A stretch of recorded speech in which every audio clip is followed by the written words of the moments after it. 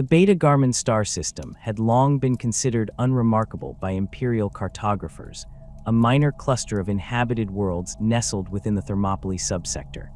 3 habitable planets, Beta-Garmon 1, 2, and 3, orbited a stable G-type star, surrounded by a belt of resource-rich asteroids and several gas giants that had been tapped for fuel by the Mechanicum centuries before the heresy.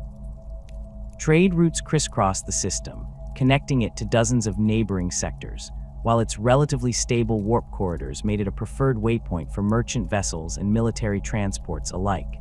Yet as the 31st millennium approached its midpoint, this unassuming star system would become the focal point of the bloodiest campaign of the Horus heresy, earning the grim epithet, the Titan Death, among those who survived to document its horrors.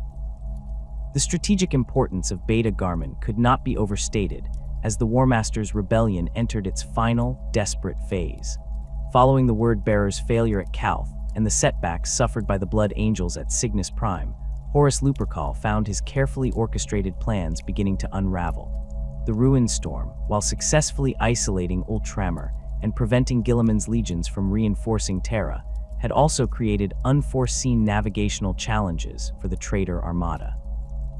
Many of the most direct warp routes to the throne world had become impassable, leaving only a handful of stable corridors through which Horus could funnel his forces.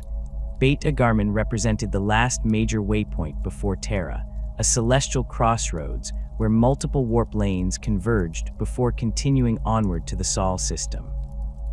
Imperial astrocartographic data recovered from the Divisio Militaris archives indicates that 83% of all potential approach vectors to Terra passed through or near the Beta-Garmon cluster. The system's capture would allow Horus to consolidate his forces and launch a coordinated assault on the throne world. Conversely, holding Beta-Garmon would give the loyalists a forward defensive position from which to blunt the traitor advance, potentially buying precious months for the Emperor's defenses on Terra to be strengthened. Archival picked captures from orbital auger arrays show the system's true value, a sprawling network of Mechanicum forges, munitions factories, and shipyards that had been established during the Great Crusade. Beta-Garmon 2 housed 17 primary forge complexes, capable of producing everything from basic infantry equipment to specialized Titan components. The system's asteroid belt contained over 200 mining operations, extracting rare minerals essential for the production of advanced weapon systems. Most critically, the gas giant designated Beta-Garmon 5 hosted 12 atmospheric processing platforms that refined promethium and other reactor fuels at a rate sufficient to supply a significant portion of the Imperium's fleet requirements in that sector. In the year 8 of the 31st millennium, Warmaster Horus convened a war council aboard his flagship, the Vengeful Spirit. Tactical hololiths of the Beta-Garmon system dominated the stratagem as the Primarch outlined his intentions to his assembled commanders. According to accounts from the traitor Remembrancer Carpinus, Horus spoke with cold calculation rather than his usual charismatic flair. Beta-Garmon will be the anvil upon which the fate of this galaxy is forged. We will commit whatever resources are necessary to secure it. The Warmaster's decision to allocate vast resources to Beta-Garmon came at a time when his forces were already stretched thin across multiple fronts. The unexpected resistance at Malech had cost him valuable time and materiel, while the ongoing campaigns against loyalist holdouts in the Cornid Deeps had tied down elements of the Death Guard and Iron Warriors that might otherwise have been directed toward Terra. Nevertheless, Horus recognized that without Beta-Garmon, his path to the throne world would be significantly more treacherous. Initial force allocation projections prepared by Perturabo showed that the traitors would commit approximately 25% of their total military strength to the Beta-Garmon theater, a staggering concentration of firepower that included elements from all 9 traitor legions, though the Death Guard and Emperor's Children would maintain only token presences due to commitments elsewhere.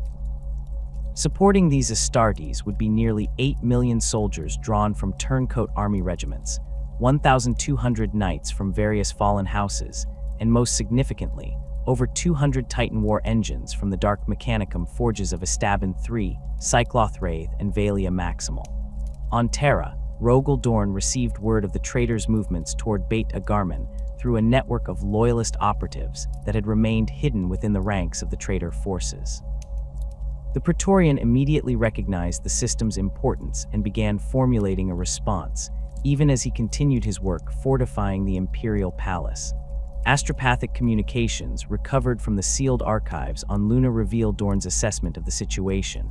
Beta-Garmon represents our outer perimeter. Should it fall, the enemy will have a clear path to Sol. We cannot withdraw, we cannot yield. The system must be held regardless of cost. Dorn's strategic oversight of the Beta-Garmon defense would prove masterful, despite his physical absence from the battlefield. Working through his designated theater commander, Lord Marshal Constantinus Valdor of the Legio Custodes, Dorn orchestrated a multi-layered defensive strategy that maximized the Loyalists' ability to contest the system. Primary defensive responsibilities were assigned to elements of the Imperial Fists, White Scars, and Space Wolves legions, supported by over 12 million Imperial Army troops drawn primarily from the Saturnine Rams, Agathian cohorts, and Orantine Irregulars. The cornerstone of the Loyalist defense, however, would be the Titan legions. Recognizing that Beta-Garmon's open plains and sprawling urban centers favored large-scale engagements between war engines, Dorn requested and received commitments from 12 Loyalist Titan legions, including the veteran god machines of Legio Astorum, Legio Salaria, and Legio Adharis. In total, 300 Titans would be deployed to Beta-Garmon, the largest concentration of such war engines since the Ullener Crusade. Supporting these behemoths would be knights from houses Vironi, Coldshroud, and Malinax, providing screening and flanking capabilities for the larger war machines. Preparations for the coming conflict transformed Beta-Garmon beyond recognition.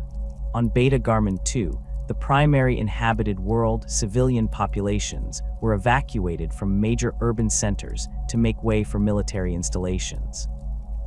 Forge complexes were retooled to produce ammunition and replacement components for the assembled Titan legions.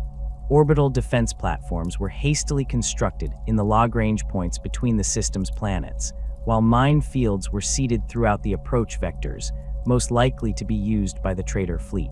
Most significant were the ground fortifications erected across all 3 habitable planets. On Beta-Garmon I, Imperial Fist's Warsmith Cask oversaw the construction of a defensive line spanning 1,800 kilometers across the planet's equatorial highlands. Reinforced bunkers, artillery emplacements, and pre-sighted killing fields transformed the once pristine landscape into a murderous gauntlet. On Beta-Garmon III, White Scars engineering cadres established mobile defense points, fortified positions designed to be abandoned and reoccupied as part of their Legion's fluid battle doctrine. The chronology of initial skirmishes across the Beta-Garmon cluster began in the late months of the year 8 of the 31st millennium, as traitor reconnaissance forces probed the system's defenses. The first recorded engagement occurred when a squadron of Iron Warriors strike cruisers emerged from the warp at the system's edge and launched an assault on the monitoring station orbiting the outermost gas giant. The station's small garrison of Imperial Army troops was overwhelmed within hours, but not before transmitting detailed auger readings of the traitor vessels to the system's central command. This initial probe was followed by increasingly bold incursions throughout the closing months of the 8th year of the 31st millennium. A Night Lord strike force infiltrated Beta-Garmon II's southern continent, sabotaging power distribution networks and assassinating key Mechanicum personnel. 2 weeks later, Alpha Legion operatives were discovered attempting to poison water reclamation facilities on Beta-Garmon I, nearly succeeding before being neutralized by a kill team from the Space Wolves' 5th Company. By the opening days of the 9th year of the 31's millennium, these probing attacks had escalated into more substantial engagements. The Battle of Sandeli's Plains on Beta-Garmon III saw the first deployment of Titans to the conflict, as 3 maniples from Legio Vulcanum emerged from concealed landing zones to attack Mechanicum storage depots. they were intercepted by a hastily assembled force from Legio Astorum, resulting in a 6-hour engagement that left 7 Titans destroyed and the surrounding plains transformed into a scarred wasteland of impact craters and burning promethium. The naval battle of the Garmon Belt marked the first large-scale fleet engagement of the campaign. A World Eaters battle group led by the Grand Cruiser Conqueror attempted to force passage through the system's asteroid belt, encountering stiff resistance from Imperial Fists vessels anchored around the belt's largest mining station. The resulting 3-day battle destroyed 27 capital ships and countless smaller vessels, with debris from the engagement continuing to pose navigational hazards throughout the remainder of the conflict.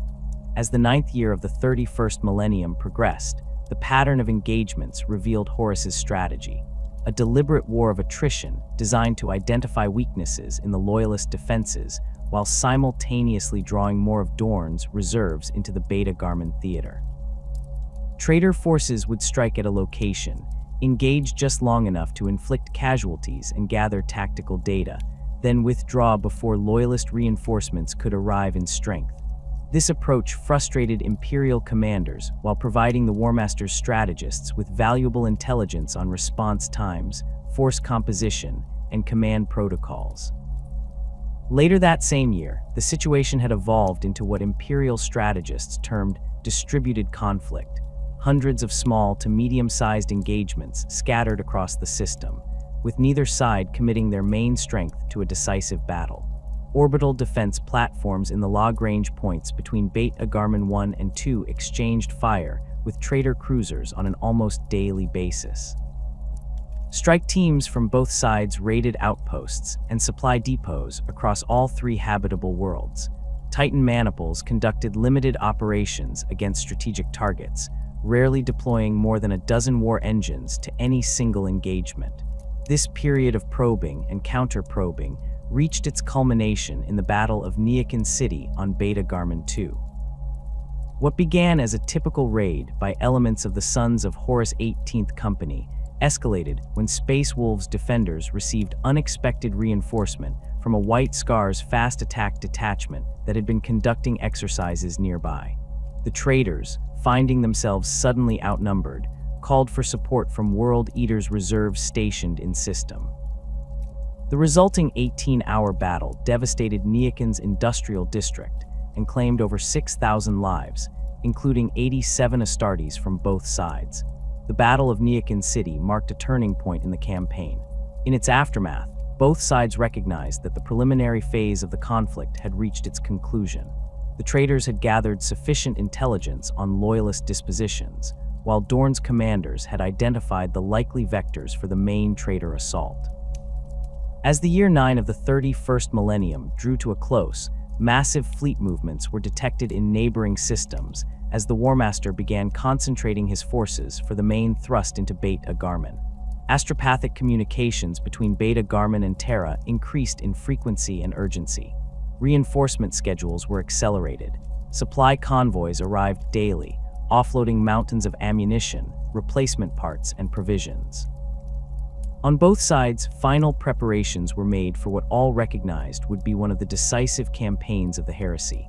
The skies above Beta-Garmon's planets took on an ominous cast as orbital bombardments and counter-battery fire became constant features of the battlefield. At night, inhabitants of the few remaining civilian settlements could see the flashes of weapons fire in orbit, like a malevolent meteor shower that never ended. Across the system's 3 inhabited worlds, soldiers and titans alike stood ready as the prelude to Armageddon gave way to the symphony of destruction that would follow. As the first month of the 31st millennium's 9th year drew to a close, the true nature of the Beta-Garmon campaign began to reveal itself. What had started as a series of probing attacks and limited engagements was about to transform into a conflict of unprecedented scale. The system's 3 habitable worlds would soon bear witness to the largest concentration of Titan war engines ever assembled in a single theater, a gathering of god machines that would give the campaign its enduring name, the Titan Death. Augur arrays positioned throughout the system's outer reaches detected the first wave of the traitor Titan legions in the beginning of the 9th year of the 31st millennium. The massive transport ships required to ferry these behemoths between star systems could not be concealed, their energy signatures blazing like newborn stars against the void. Mechanicum adepts monitoring the sensor feeds reported with growing alarm as more signatures appeared daily, each representing dozens of war engines being brought to bear against the loyalist defenses. The Legio Mortis, the Death's Heads, were the first to arrive in force, their transports emerging from the warp at precisely calculated coordinates that minimized their exposure to the loyalist defense platforms. Under the command of Grand Master Camulos, the Death's Heads had been among the first to declare for Horus at the outset of the heresy, and their war record since then had been one of unmitigated brutality. Their titans bore the scars of dozens of campaigns, from the ash wastes of Istvan V to the burning hive spires of Malech. Now, they brought 103 war engines to Beta-Garmon, nearly their entire operational strength. Following closely behind the Death's Heads came the Legio Vulcanum, split between its two primary divisions. The Darkfire Titans of Vulcanum I deployed primarily to Beta-Garmon II, while the Lords of Ruin from Vulcanum II established their initial staging areas on Beta-Garmon III. Together, they contributed 89 Titans to the traitor force, specializing in close-range urban combat and siege operations. Their war engines had been extensively modified by Dark Mechanicum tech priests, bearing mutations and demonic enhancements that strained the very definition of what could still be called a Titan. The Legio Furians, known as the Tiger Eyes, brought 67 Titans under the command of Grand Master Maldes Proct. Their war engines were notorious for the speed and savagery of their attacks, often deploying ahead of other traitor forces to shatter defensive lines before a main assault. Accompanying them were elements of the Legio Vulpa and Legio Interfector, smaller but no less deadly forces that had embraced the Warmaster's cause with fanatical devotion. Most concerning to loyalist commanders was the arrival of the Legio Krytos, the God Breakers. Though they brought only 42 war engines to Beta-Garmon, their specialized anti-Titan armaments and tactics made them disproportionately dangerous. Their Warlord-class Titans had been retrofitted with enhanced void shields and neutron laser arrays specifically designed to penetrate the defenses of other God machines.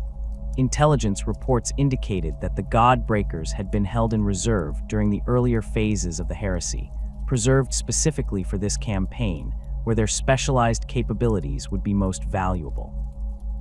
By the campaign's midpoint, traitor forces had concentrated over 370 Titans in the Beta-Garmon system, a number that would have been unthinkable before the heresy fractured the Imperium. Supporting these god machines were approximately 2,000 knights from fallen houses, primarily House Morbidia, House Wyvorn, and House Malinax. These smaller war engines would serve as scouts and flankers for the larger Titans, protecting them from infantry and armor that might otherwise threaten their vulnerable joints and weapon systems. The Loyalist response to this gathering storm was equally impressive. Under the strategic direction of Rogel Dorn and the tactical command of Constantinus Valdor, 12 Titan legions committed their forces to the defense of Beta-Garmon.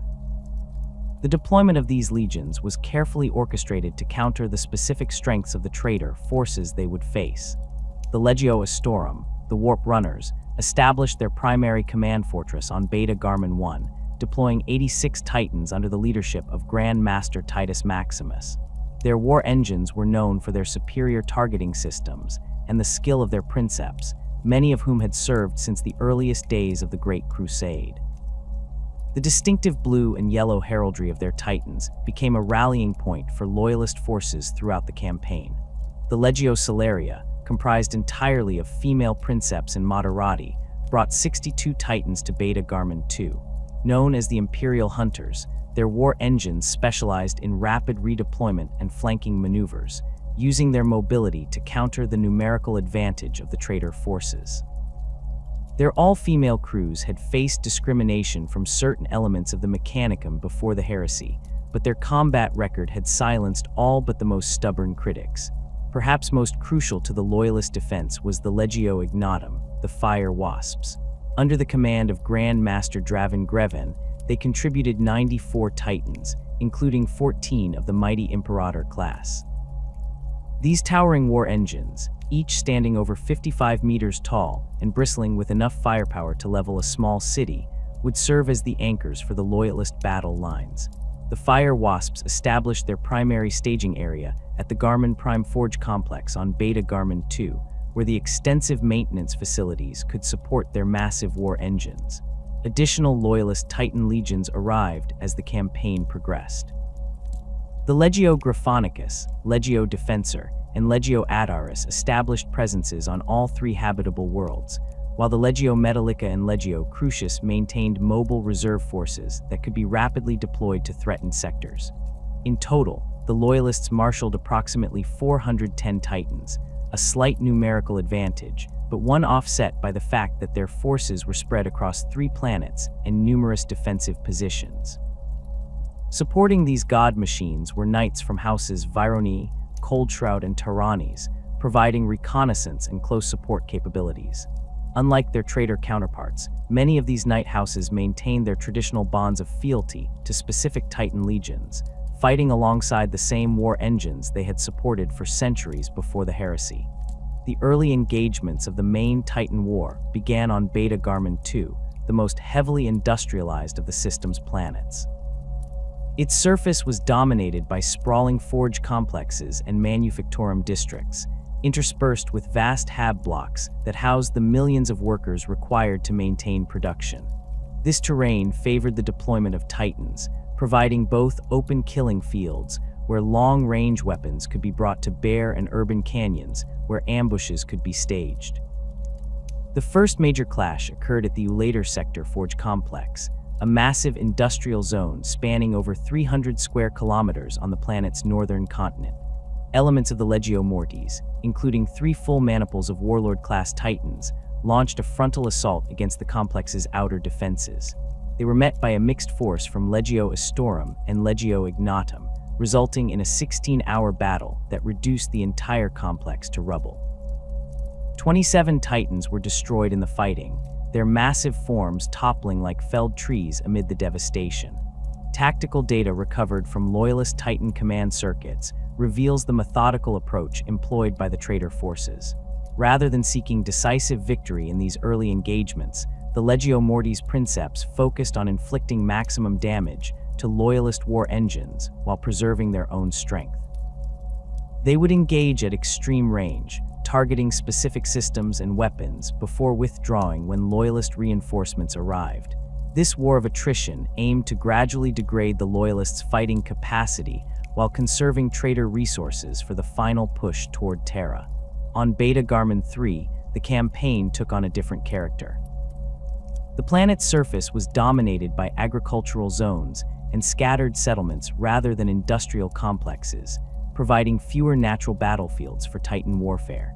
Here, the Legio Vulcanum deployed their war engines in hunter-killer groups, targeting critical infrastructure and supply depots rather than engaging Loyalist Titans directly. The Legio Celeria countered with rapid response forces, resulting in dozens of short, violent clashes across the planet's surface. One such engagement, recorded in the combat logs of the Warlord Titan, Radiant Dawn, demonstrated the brutal efficiency of these encounters. The Celeria war engine detected a Vulcanum Reaver-class Titan-designated Soulless Scourge, attacking a Prometheum refinery. The Loyalist Titan executed a high-speed flanking maneuver, emerging from a valley to catch the traitor engine with its void shields reconfigured for frontal protection. A single volley from the Warlord's volcano cannons penetrated the Reaver's rear armor, detonating its plasma reactor and vaporizing both the traitor engine and the refinery it had been attacking. Beta-Garmon 1 presented yet another distinct battlefield.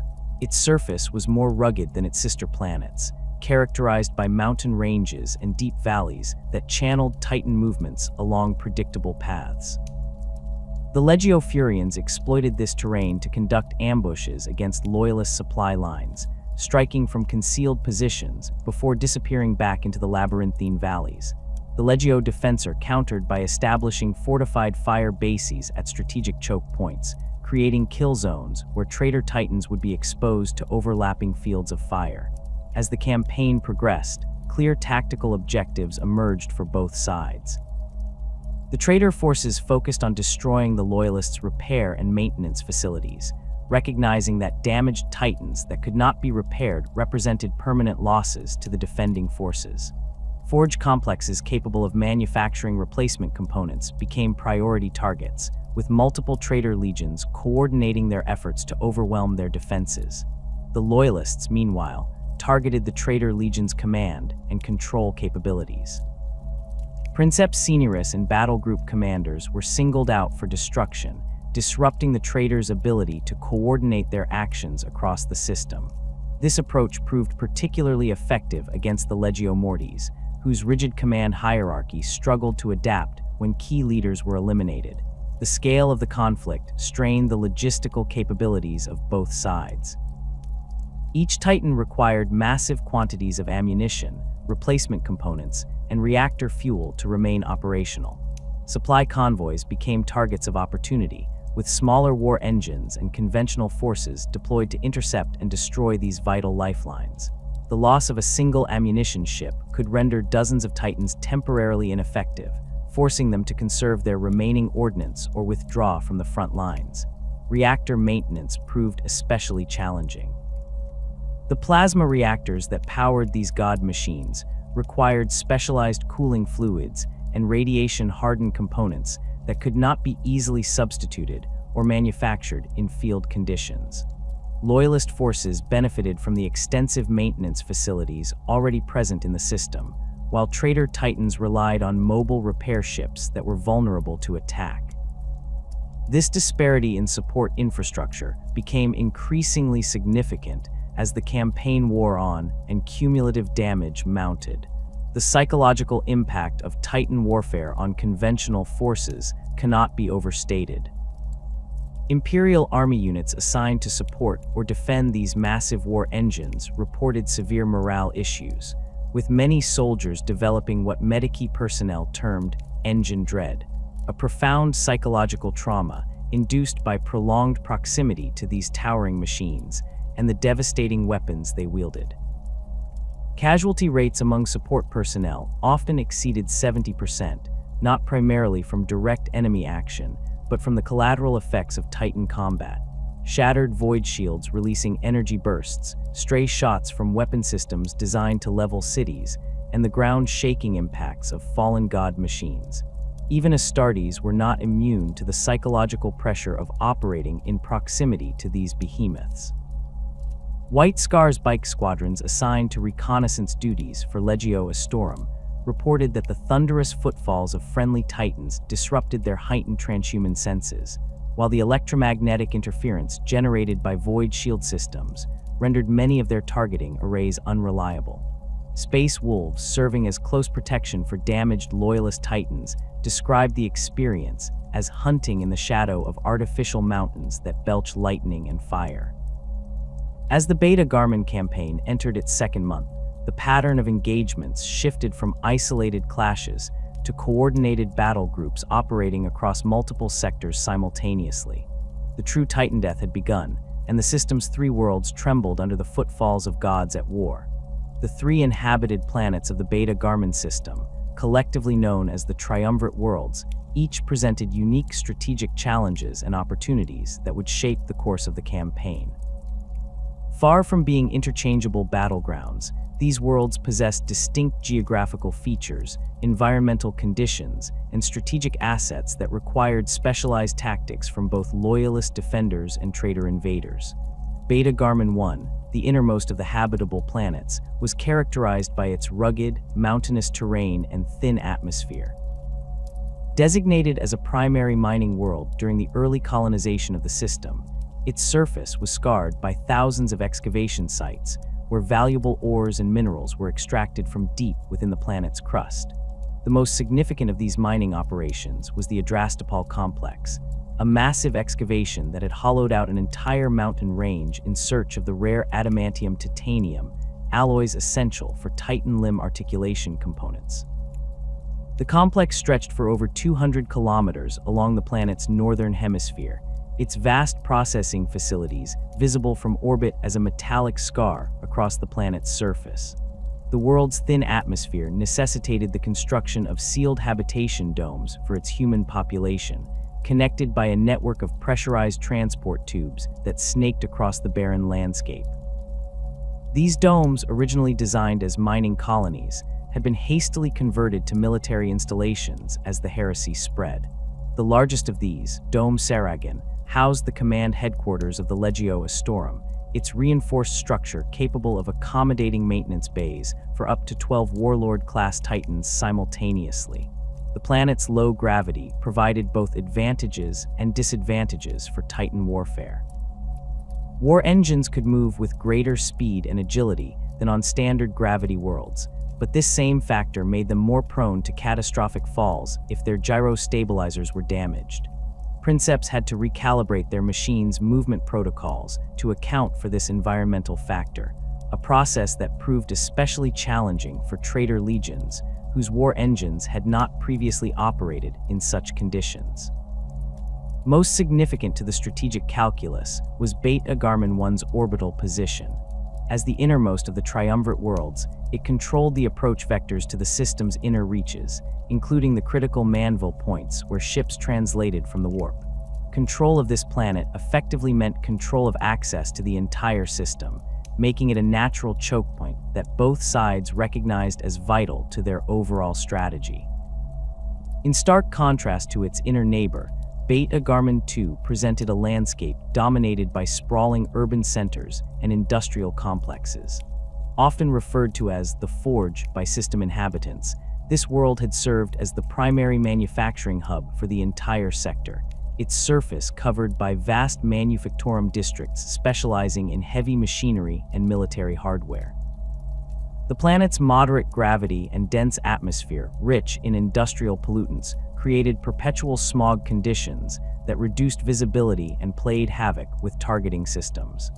17 primary forge complexes dotted the planet's surface, each a self-contained industrial ecosystem capable of producing everything from basic infantry equipment to specialized Titan components. The largest of these, Forge Absolute, spanned an area comparable to pre-Unity Terran Europe, its countless foundries and assembly halls operating continuously to supply the Imperium's war machine.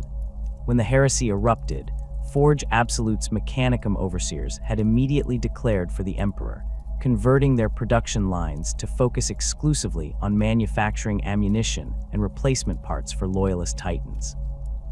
The urban terrain of Beta-Garmon 2 favored close-quarters Titan combat, with the massive war engines forced to navigate through artificial canyons formed by hab blocks and manufactorum buildings. This environment negated much of the advantage enjoyed by long-range weapon loadouts, forcing Princeps to adapt to engagement distances measured in hundreds rather than thousands of meters. The Legio Vulcanum excelled in this environment, their war engines optimized for city fighting with flame weapons and short-range artillery. Perhaps most valuable were Beta-Garmon 2's data vaults, vast underground repositories containing technical specifications for thousands of weapon systems and vehicle designs. These vaults held irreplaceable standard template construct fragments recovered during the Great Crusade, including partial schematics for several Titan variants that had never entered full production. Both Loyalist and Traitor Mechanicum factions coveted these data stores, recognizing that their contents could provide critical technological advantages in the conflicts to come. The outermost of the triumvirate, Beta-Garmon 3, presented yet another distinct battlefield environment. Originally terraformed as an agri-world, its surface was dominated by vast plains of genetically modified crops interspersed with scattered settlements and processing facilities. The planet's higher gravity and unstable weather patterns created challenging conditions for Titan operations, with seasonal storm systems capable of interfering with void shield harmonics and targeting arrays. While lacking the obvious strategic value of its sister worlds, Beta-Garmon 3 served as the primary food production center for the entire system. Its vast grain fields and protein cultivation facilities could support billions of inhabitants, making it essential for sustaining the massive military forces concentrated in the system. Control of these agricultural resources became increasingly important as the campaign stretched from weeks into months, with both sides attempting to secure supply lines while denying them to their opponents. The planet's open terrain initially appeared ideal for conventional Titan warfare, offering unobstructed firing lanes for long-range weapons. However, this advantage was offset by the meticulously engineered irrigation systems that crisscrossed the agricultural zones. These canals and water distribution networks created a grid of artificial waterways that restricted Titan movement to specific paths, effectively channeling the massive war engines into predictable routes that could be mined or pre-sighted for artillery barrages. Most significant among Beta-Garmon 3's strategic assets were its atmospheric processors, massive structures that maintain the planet's artificially established ecosystem. These processors regulated temperature, rainfall patterns, and atmospheric composition across entire continents, ensuring optimal conditions for crop growth. The destruction of even one such facility could trigger catastrophic environmental cascade effects, potentially rendering vast areas uninhabitable. This made them simultaneously high-value targets and structures that had to be captured intact rather than destroyed. The defensive networks established by loyalist forces across the triumvirate worlds reflected Rogel Dorn's strategic genius, even from his distant position on Terra. Rather than attempting to create an impenetrable perimeter around each planet, an impossible task given the resources available, Dorn instructed his commanders to implement a defense-in-depth strategy that would force the traders to expend disproportionate resources for each kilometer gained. On Beta-Garmon 1, Imperial Fist's Warsmith cask oversaw the construction of concentric rings of fortifications surrounding key mining complexes and transport hubs. Each ring featured reinforced bunkers capable of withstanding direct hits from Titan-grade weapons, connected by a network of underground tunnels that allowed defenders to redeploy without exposing themselves to enemy fire. Artillery emplacements were positioned on elevated ridgelines, their positions calculated to provide overlapping fields of fire across the likely approach vectors for traitor forces. Most innovative were the specialized Titan Hunter positions, hardened firing points designed specifically to target the vulnerable joints and sensor arrays of enemy war engines. These positions were constructed using mining equipment to bore deep into mountainsides, creating apertures just large enough for the muzzle of a neutron laser or volcano cannon, while presenting minimal target profiles to return fire. Networks of these positions were established along the primary mountain passes, creating killing zones where even the mighty titans of the traitor legions would be vulnerable. The defensive strategy for Beta-Garmon 2 focused on transforming the urban environment into a three-dimensional battlefield that negated the traitors' numerical advantages. Under the direction of White Scar's siege engineers, key buildings along major thoroughfares were rigged with demolition charges, allowing defenders to create impromptu obstacles by collapsing structures into the path of advancing enemy forces. Subterranean maintenance tunnels, originally designed for servitor access, were widened to accommodate Astartes strike teams, providing covered approaches to enemy positions. The forge complexes themselves were transformed into fortresses, their outer perimeters reinforced with prefabricated defensive modules shipped from Terra's orbital shipyards. Void shield generators, normally used to protect sensitive manufacturing equipment, were repurposed to create overlapping defensive fields around critical facilities. Mechanicum tech priests worked alongside Imperial Army engineers to install automated defense turrets at strategic intersections, their machine spirits programmed to identify and target traitor insignia and recognition signals. Perhaps most insidious were the modifications made to the urban environment's basic infrastructure. Water purification systems were rigged to flood entire districts on command, creating instant quagmires that could bog down even the massive feet of Titan war engines. Power distribution networks were rewired to channel dangerous energy surges through specific sectors, creating zones that would fry the systems of any unshielded vehicles attempting to pass through them. These environmental traps transformed the cityscape itself into a weapon that could be wielded against the invaders. On Beta-Garmon 3, the the defensive strategy embraced the fluid tactics favored by the White Scars Legion. Rather than static fortifications, Loyalist forces established a network of mobile defense points, hardened positions designed to be held temporarily, and then abandoned as part of a fighting withdrawal. These positions were placed at key junctures in the agricultural canal system, controlling the limited pathways through which Titans could navigate the croplands. Supporting these mobile defenses were specially modified Saber-class tanks equipped with plows capable of rapidly creating new earthworks and defensive positions. These vehicles could reshape the battlefield on short notice, diverting irrigation channels to flood areas or building impromptu berms to provide cover for defending forces. This approach transformed Beta-Garmon 3 into a constantly evolving battlefield, where the terrain itself could change between one day and the next. The resource extraction facilities that dotted all three worlds represented both strategic objectives and vulnerabilities for both sides. On Beta-Garmon 1, the mining operations that extracted rare minerals essential for void shield calibration components became hotly contested battlegrounds. The Adrastopol complex, with its massive stores of processed adamantium-titanium alloys, was particularly valuable. Its stockpiles contained enough material to repair hundreds of damaged Titans or construct dozens of new ones. The manufacturing facilities of Beta-Garmon 2 represented the system's industrial heart.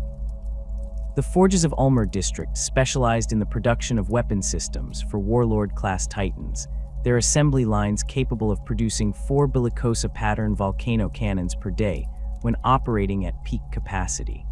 Control of these facilities would allow either side to maintain their Titan legions in combat condition, while their opponents gradually lost war engines to irreparable damage.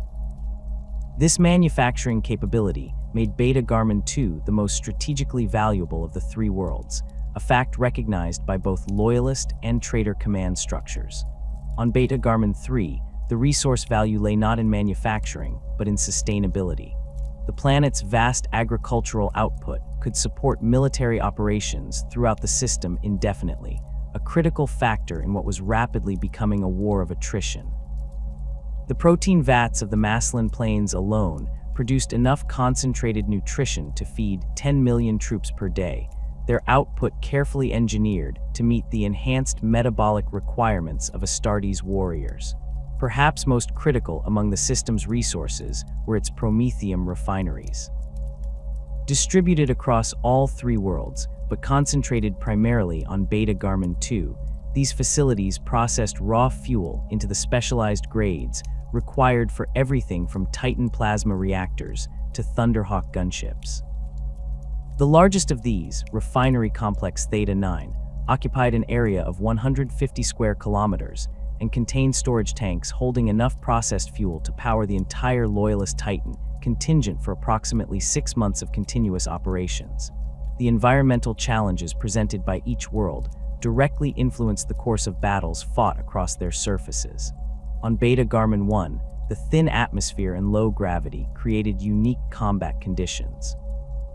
Void shields operated with greater efficiency in the rarefied air, but cooling systems struggled to dissipate heat from weapon discharges and reactor operations.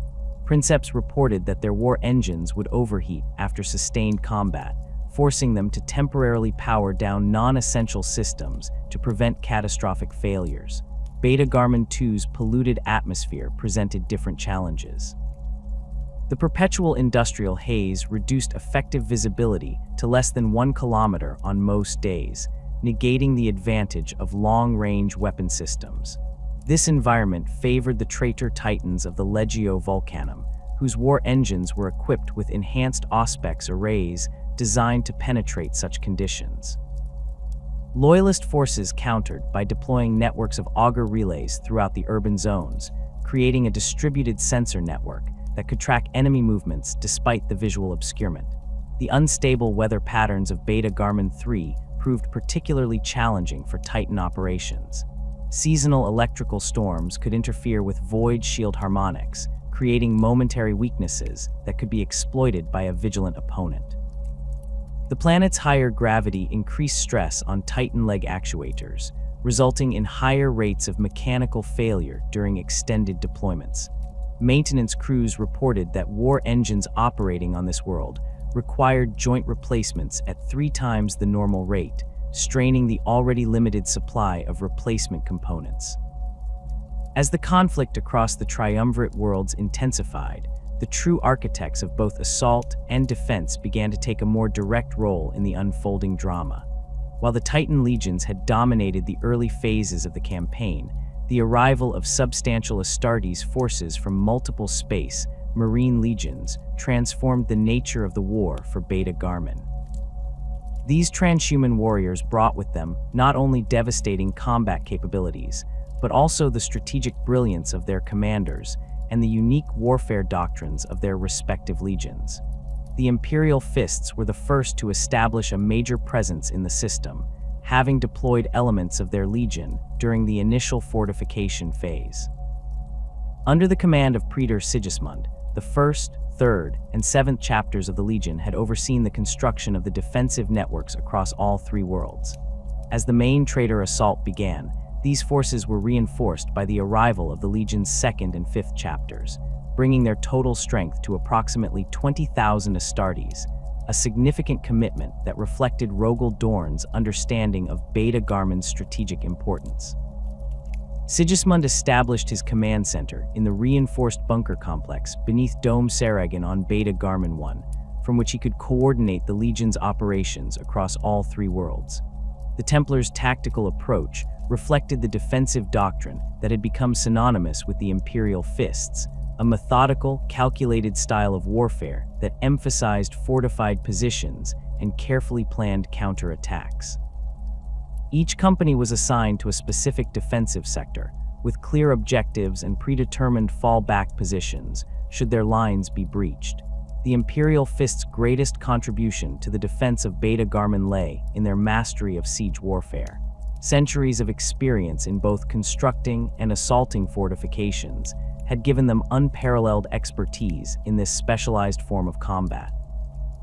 Captain Camba Diaz, commanding the 3rd chapter forces on Beta-Garmon 2, implemented what became known as the Avalanche Protocol, a defensive strategy in which buildings were rigged to collapse in sequence, creating cascading waves of debris that could bury advancing enemy forces while simultaneously creating new defensive positions for the defenders. In stark contrast to the methodical approach of the Imperial Fists, the White Scars brought their distinctive style of lightning warfare to Beta-Garmon. Stormseer Qin Za led 15,000 warriors from the Legion's Brotherhood of the Storm, deploying primarily on Beta-Garmon 3, where the open plains suited their mobile combat doctrine. Their forces consisted almost entirely of mechanized units, jet bikes, land speeders, and modified rhino transports equipped with additional thrust engines for increased speed. The White Scars eschewed static defensive positions, instead adopting a fluid approach that emphasized rapid strikes against vulnerable targets, followed by immediate withdrawal before enemy forces could respond effectively. Their attack patterns appeared random to outside observers, but followed a complex strategic framework that Qin Za called the Path of Heaven, a constantly evolving battle plan that adapted to enemy movements in real time. Perhaps most valuable was the White Scars' expertise in disrupting enemy supply lines. Specialized hunter-killer squadrons, designated as Keshig units, operated deep behind traitor lines, targeting fuel depots, ammunition stores, and maintenance facilities critical to keeping the traitor Titans operational. These strikes rarely resulted in direct confrontation with enemy Astartes, instead focusing on maximum strategic damage with minimal engagement. The Blood Angels arrived at Beta-Garmon 1 in the campaign's 3rd month, bringing 18,000 warriors under the command of Captain Nasir Amit of the 5th Company, the infamous Flesh Terror. Their deployment had been delayed by warp storms that plagued the approach routes to the system, but their arrival provided a much-needed infusion of offensive capability to the Loyalist forces. Amit established his Legion's primary base of operations in the manufacturing district of Forge Absolute on Beta-Garmon 2, converting an adamantium foundry into a fortified command center. From this position, the the Blood Angels launched targeted strikes against traitor strongpoints, specializing in decapitation attacks aimed at eliminating enemy command structures. These assaults typically began with precision bombardments from Stormbird gunships, followed by drop pod insertions of assault marines directly into the heart of enemy positions. The Blood Angels' combat doctrine at Beta-Garmon represented a carefully controlled savagery. Amit, aware of his warriors' genetic predisposition toward bloodlust, implemented strict operational parameters for each engagement, clear objectives, predetermined extraction points, and absolute time limits for each assault. These constraints helped prevent the Legion's warriors from succumbing to the red thirst in the heat of battle, a condition that had become increasingly problematic since the events at Cygnus Prime. Most feared among the Blood Angels' assets were their dreadnought brotherhoods. The Legion had deployed over 60 of these ancient war machines to Beta-Garmon, including several Contemptor-pattern dreadnoughts housing warriors who had fought alongside Sanguinius since the earliest days of the Great Crusade. These venerable engines of destruction were organized into specialized strike groups, their immense firepower directed against traitor Titan support elements and defensive emplacements.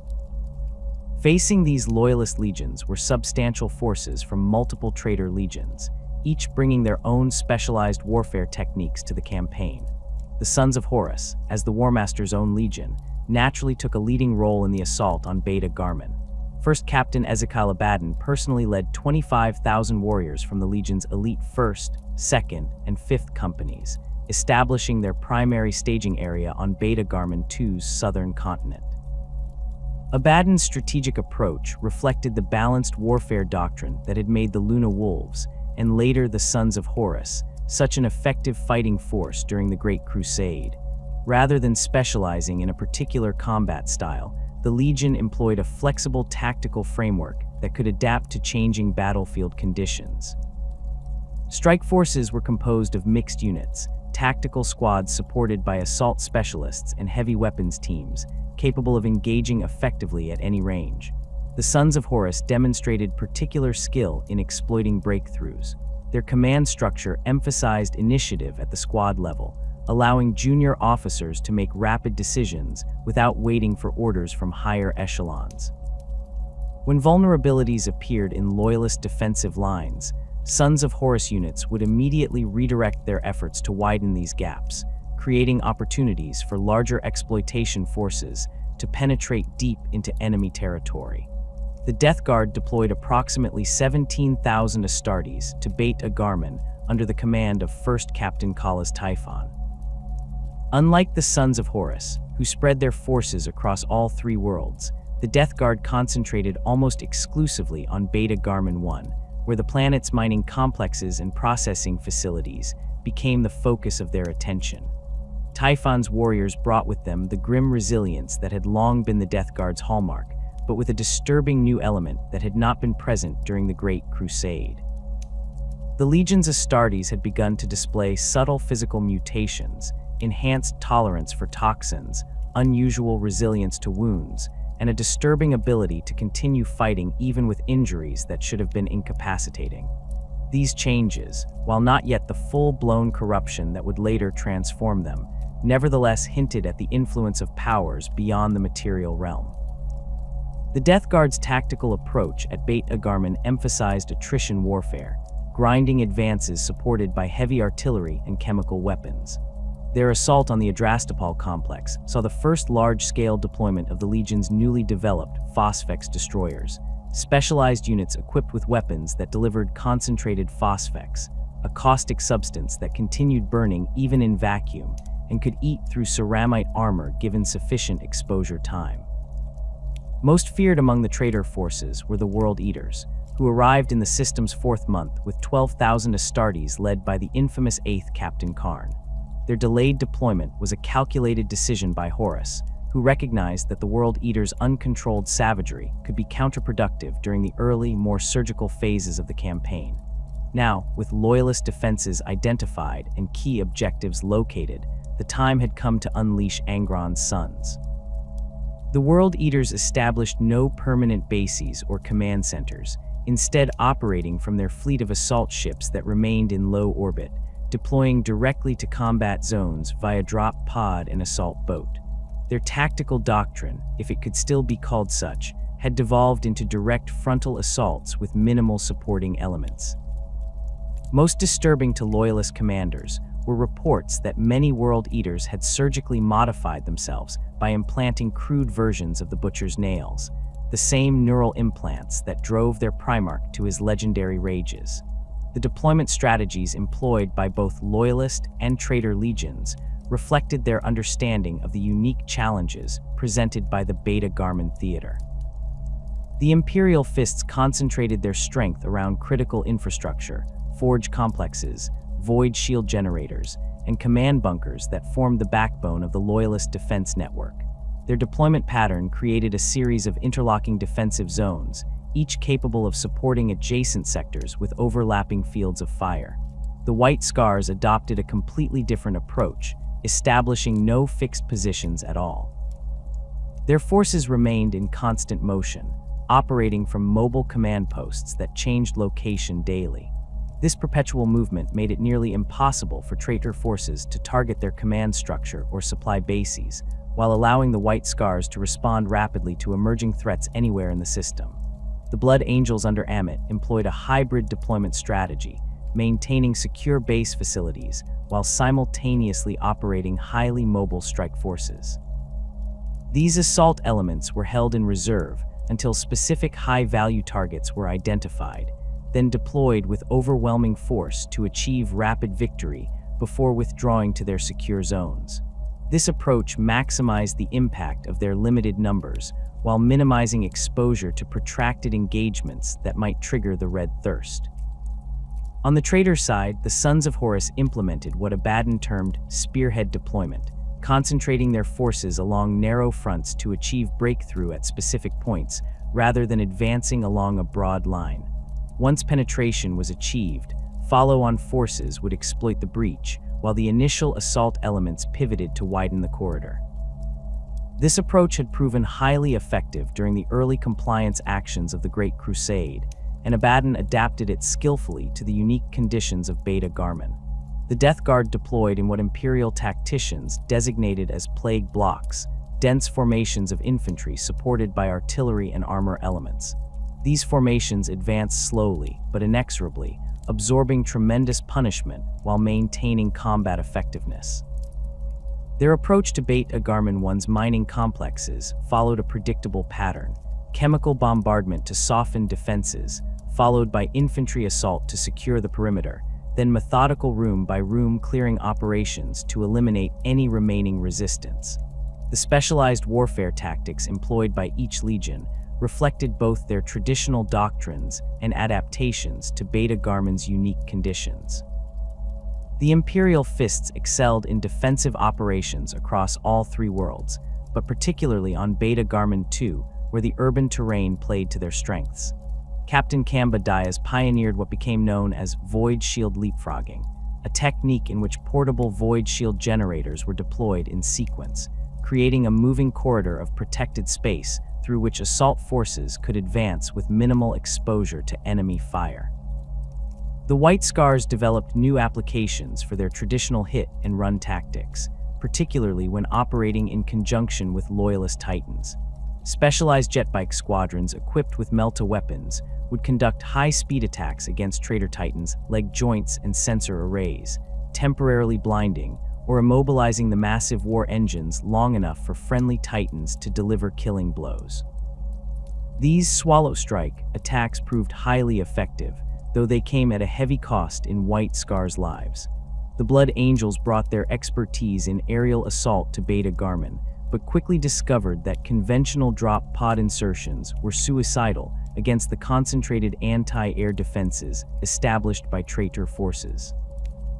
In response, Captain Amit developed the Crimson Path Doctrine, a complex attack pattern in which multiple feint insertions were launched simultaneously, drawing enemy fire while the main assault force approached from an unexpected vector. This approach reduced casualties significantly, though it required precise coordination between multiple assault elements. Among the traitor legions, the Sons of Horus demonstrated their adaptability by developing specialized tactics for each of the triumvirate worlds. On Beta-Garmon 1, they employed what Abaddon designated as pressure point warfare, targeted strikes against critical infrastructure rather than attempts to control territory. By destroying key power distribution nodes, communications relays, and water purification facilities, they could render entire defensive sectors non-functional without having to directly engage the defenders. The Death Guard's operations on Beta-Garmon 1 introduced several new tactical approaches that had not been seen previously in the Heresy.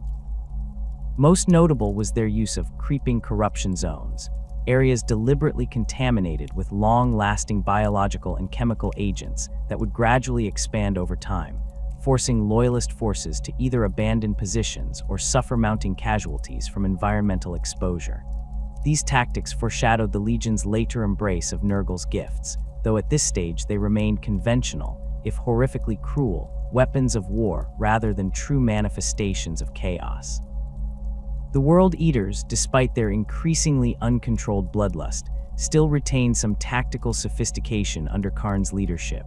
Their most effective innovation at Beta-Garmon was the development of Berserker torpedo attacks, modified assault boats packed with combat stimulant, enhanced assault troops, and minimal life support, launched directly at loyalist vessels or orbital platforms. These craft would impact at maximum velocity, with surviving World Eaters immediately engaging in close-quarters combat before life support failed.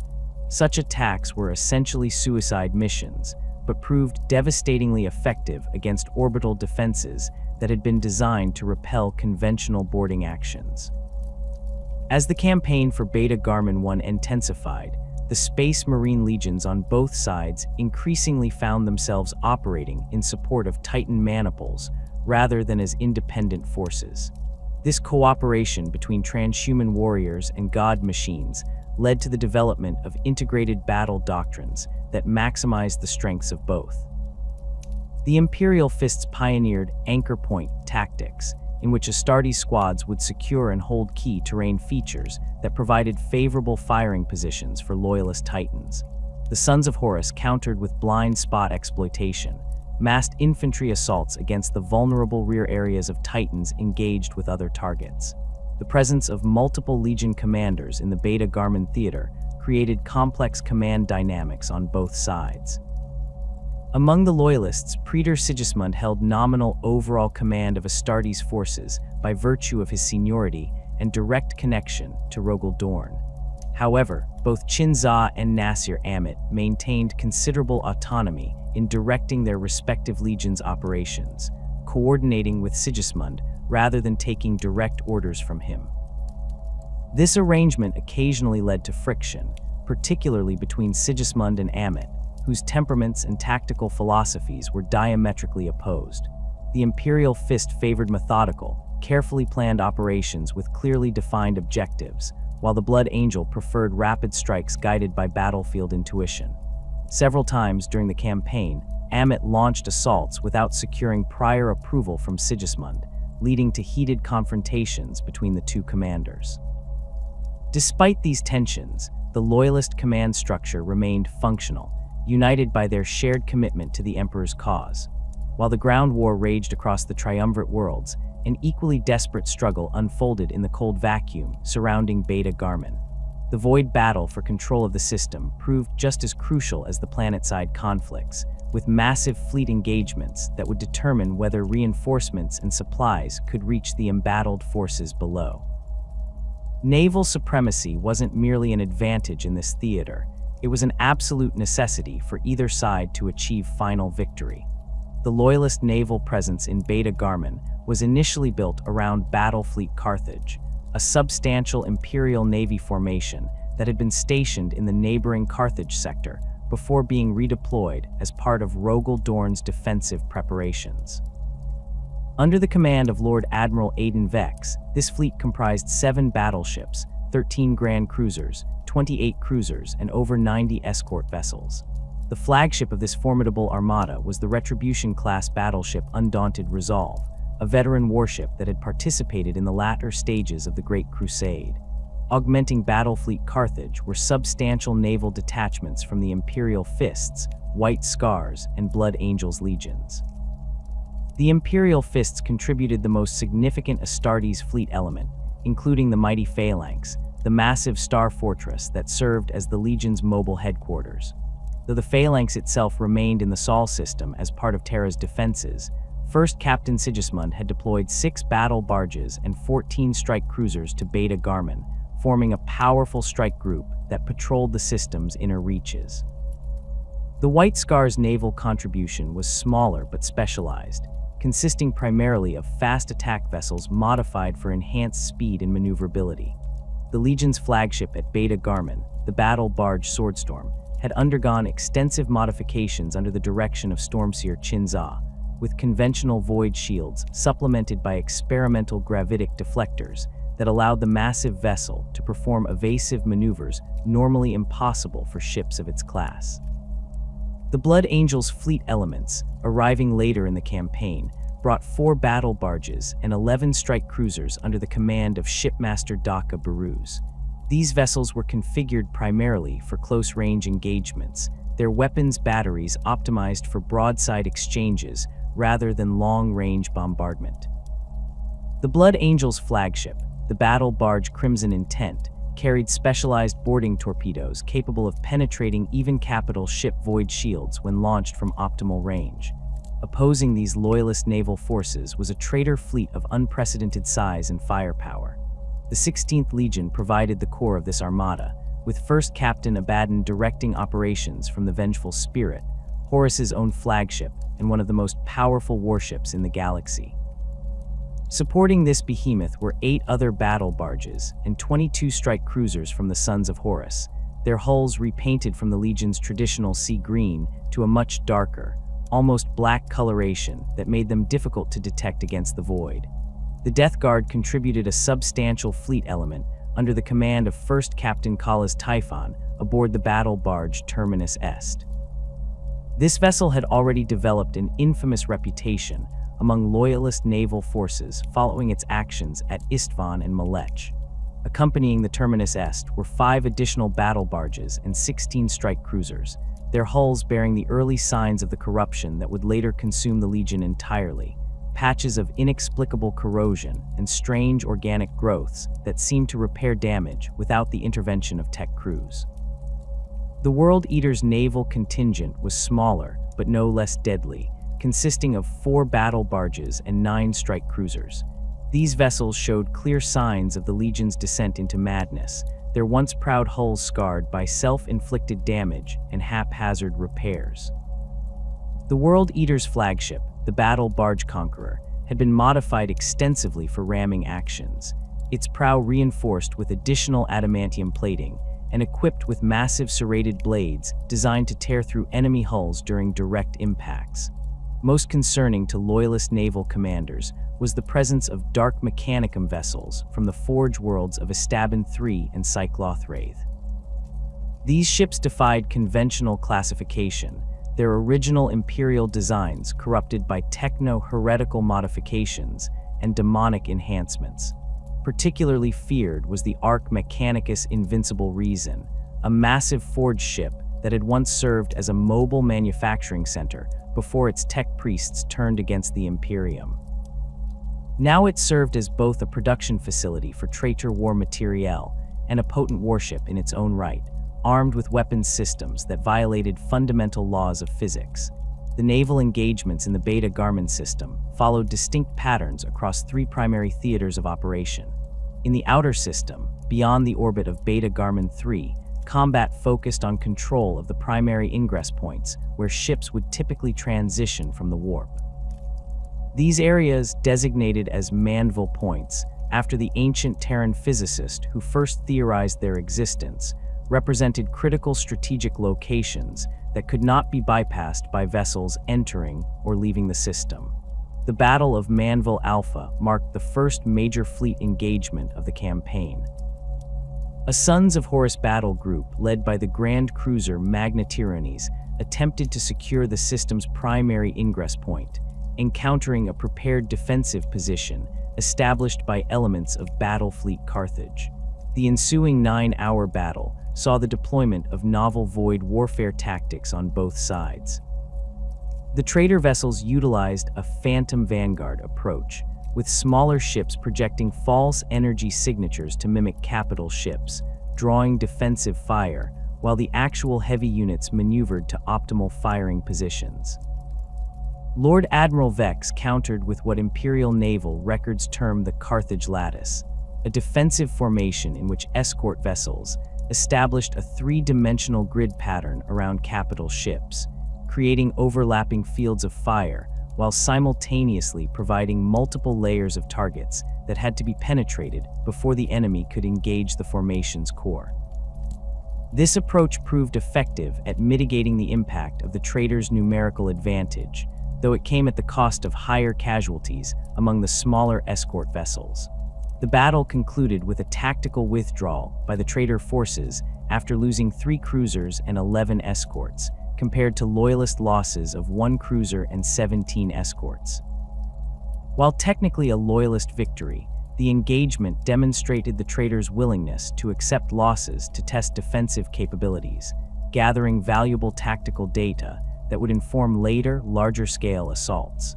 In the middle system, between the orbits of Beta-Garmon 2 and 3, naval combat centered on control of the resource extraction operations scattered throughout the system's asteroid belt. These mining stations, refinery platforms, and cargo transfer points represented critical links in the logistical chains of both sides. The fragmented, three-dimensional terrain of the asteroid fields created unique tactical conditions that favored smaller, more maneuverable vessels over traditional line formations of capital ships. The White Scars excelled in this environment, their modified strike cruisers able to navigate the densely packed asteroid fields at speeds that would have been suicidal for conventional vessels. Stormseer Chinza developed what became known as void stalking, a tactic in which White Scars vessels would power down all non-essential systems and drift with minimal energy signatures, using the natural rotation of asteroids to provide cover while they closed to optimal engagement range with enemy ships. The Death Guard countered with saturation zone tactics, deploying networks of void mines and automated defense platforms throughout volumes of space they wished to deny to loyalist forces. These weapons were often contaminated with the same biological and chemical agents the Legion employed in ground combat, making them hazardous even to vessels that avoided direct detonation. Recovery teams sent to clear these devices reported that many exhibited signs of contamination beyond their design parameters, with corrosive agents eating through containment systems and spreading to surrounding space debris. The inner system, dominated by the orbital infrastructure surrounding the 3 habitable worlds, saw the most intense and sustained naval combat. Here, the massive capital ships of both fleets engaged in conventional line battles, with formations of battleships and grand cruisers exchanging devastating broadsides, while squadrons of escorts darted between them to intercept torpedoes and attack vulnerable targets of opportunity. The Battle of Beta-Garmon Prime Anchorage exemplified the scale and ferocity of these inter-system engagements.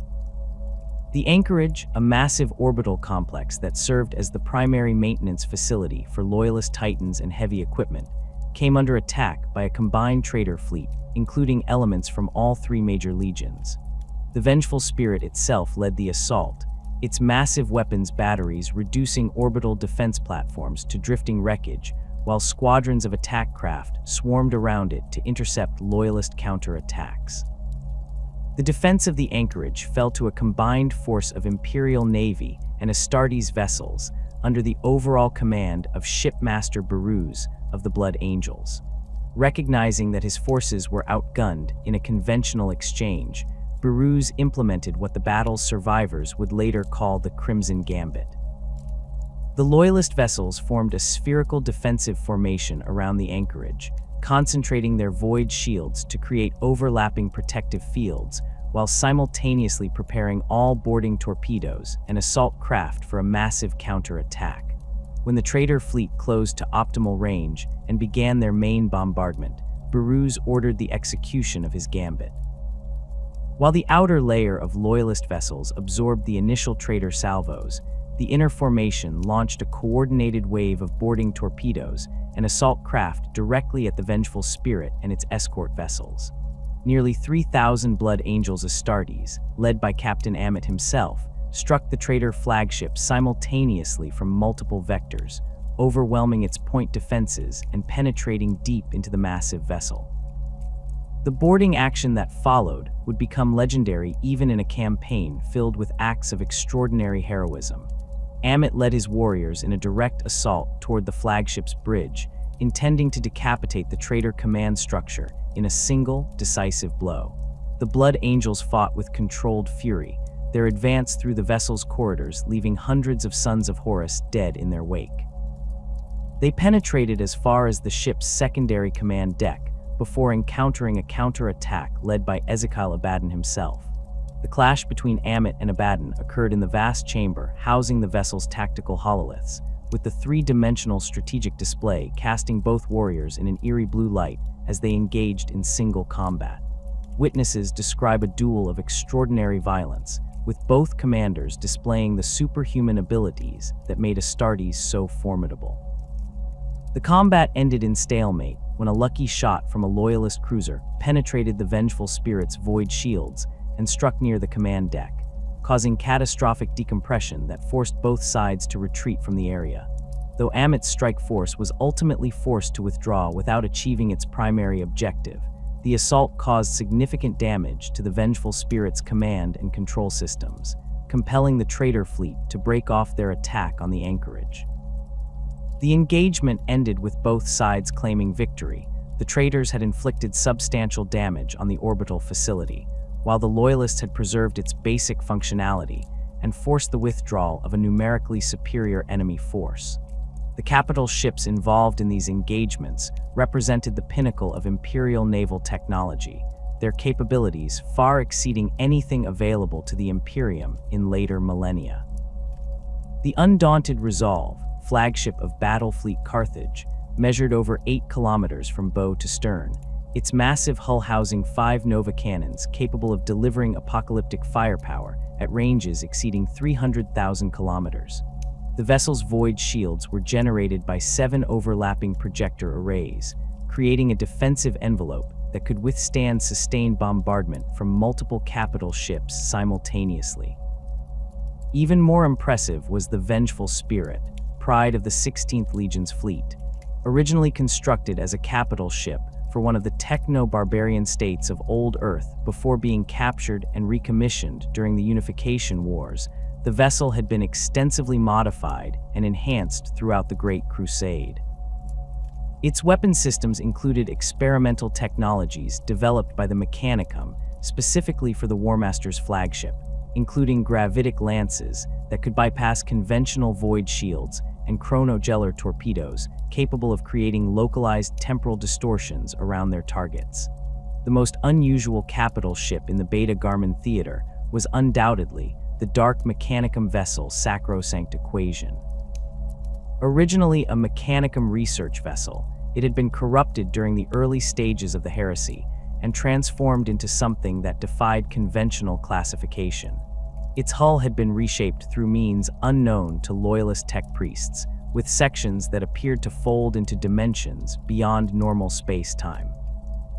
The vessel's primary weapon system, designated in loyalist tactical data as the Reality Sieve, could project a field that temporarily suspended certain physical laws within a targeted volume of space, causing catastrophic failures in affected ships as their component materials suddenly behaved according to alien principles. Boarding actions represented a critical aspect of void warfare at Beta-Garmon, with Astartes from both sides excelling in the brutal close-quarters combat of ship-to-ship engagements. The Imperial Fists developed specialized boarding tactics that emphasized breaching enemy vessels at multiple points simultaneously, creating widespread confusion while their main assault force drove toward critical systems. These operations typically began with the deployment of Cestus assault rams, specialized boarding craft equipped with melta-cutters capable of burning through even capital ship hull plating in seconds. The forges of Beta-Garmon II glowed with unnatural intensity as the conflict intensified, their massive production lines working at capacities far beyond manufacturer specifications. What had once been centers of industrial creation for the Great Crusade had transformed into engines of destruction, with every manufactorum, assembly hall, and fabrication plant repurposed for the singular goal of sustaining the war effort. The industrial zones that had made Beta-Garmon strategically valuable became battlefields themselves, as both sides recognized that control of production capacity was as crucial as territorial gains. Forge Absolute, the largest manufacturing complex on Beta-Garmon II, sprawled across 8,000 square kilometers of the planet's northern continent. Its 17 primary fabrication halls had once produced everything from civilian transportation to agricultural equipment. Now, under the direction of Archmagos Dominus Veneratus Kelber Hal, these facilities had been reconfigured into a vast war machine producing ammunition, replacement components, and repair materials for the loyalist Titan legions. The central forge chamber alone, a cavernous space large enough to house 6 warlord titans simultaneously, operated 200 adamantium smelters that consumed 12,000 tons of raw ore daily to produce the specialized alloys required for Titan armor plating.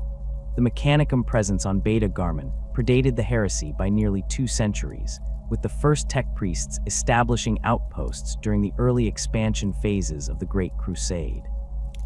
These initial settlements had grown into substantial enclaves, with Beta-Garmon II hosting 3 major mechanicum strongholds: Forge Absolute, the Omnissiah's Arsenal, and the Panopticon of Blessed Calculation.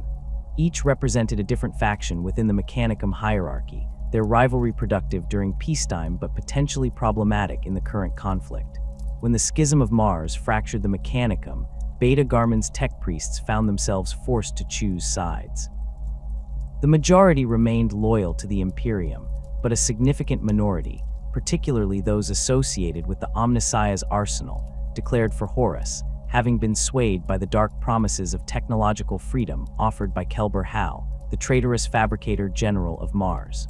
This internal division transformed what should have been unified bastions of imperial industrial might into contested territories, with tech priests turning their deadly inventions against former colleagues. The battle for control of the Omnissiah's Arsenal began when dark mechanicum forces led by Magos Dominus Vax Thalaxi launched a coordinated strike against the facility's central control spire. Thalaxi, once a respected researcher specializing in plasma containment systems, had embraced forbidden technological paths following his conversion to the Warmaster's cause. His augmented form bore little resemblance to his original human shape, with multiple mechanical limbs housing weapons systems and computational arrays that process data through semi-organic components of questionable origin. Opposing Thalaxi's forces were the loyalist tech priests under Archmagos Medic Uranus, whose defensive preparations had transformed the arsenal into a layered fortress. The outer perimeter featured automated defense turrets mounted on mobile platforms that could reposition in response to battlefield developments. The approach corridors were protected by gravitic distortion fields that made accurate targeting nearly impossible for any system not calibrated to the proper authentication codes. Most formidable were the 12 Thanator-class siege automata stationed at critical junctions, their plasma destructors capable of vaporizing even hardened bunkers with sustained fire. The Dark Mechanicum assault began with an electromagnetic pulse broadcast from concealed transmitters that had been planted within the facility by sleeper agents months earlier. This pulse temporarily disabled approximately 40% of the automated defense systems, creating gaps in the perimeter that Thalaxi's forces immediately exploited. The first wave consisted of combat servitors, mindless cyborg warriors created from lobotomized criminals and failed tech initiates, their limited cognitive functions focused entirely on destruction. These cannon fodder troops absorbed the fire from the remaining defensive emplacements, allowing more valuable units to advance with minimal losses. Following this initial wave came the true horror of the Dark Mechanicum arsenal, corrupted battle automata whose machine spirits had been twisted through techno-heretical rites. Vorax pattern hunter-killers moved with unnatural speed, their limbs bending at impossible angles as they navigated through the facility's narrow maintenance tunnels. Castellax battle automata, their standard programming replaced with corrupted code that allowed for greater combat initiative, deployed shoulder-mounted darkfire cannons that launched projectiles wreathed in energy that seemed to devour light itself. The loyalist defenders responded with a counterattack led by Archmagos Uranus himself, his body a masterpiece of augmetic enhancement that represented the pinnacle of sanctioned mechanicum modification. His right arm had been replaced with an integrated conversion beamer, while his left housed a power claw capable of shearing through adamantium plating. His lower body consisted of a tracked mobility platform mounted with auxiliary weapon systems and shield generators, allowing him to function as a mobile firebase while coordinating his forces through direct noospheric connection. The battle for the arsenal raged for 6 days, with control of key manufacturing sectors changing hands multiple times. The fighting was characterized by the clinical precision typical of mechanicum warfare, with each side calculating optimal firing solutions and deployment patterns with cold machine logic. However, the Dark Mechanicum forces increasingly displayed behavior that defied rational analysis, with some battle automata continuing to function despite damage that should have rendered their systems inoperable. Tech priests who interfaced with captured units reported finding code structures that resembled organic thought patterns rather than conventional machine logic, suggesting corruption beyond mere technological heresy. The conflict reached its climax when both Thalaxy and Uranus converged on the Arsenal's central data vault, which contained the master templates for all production schematics.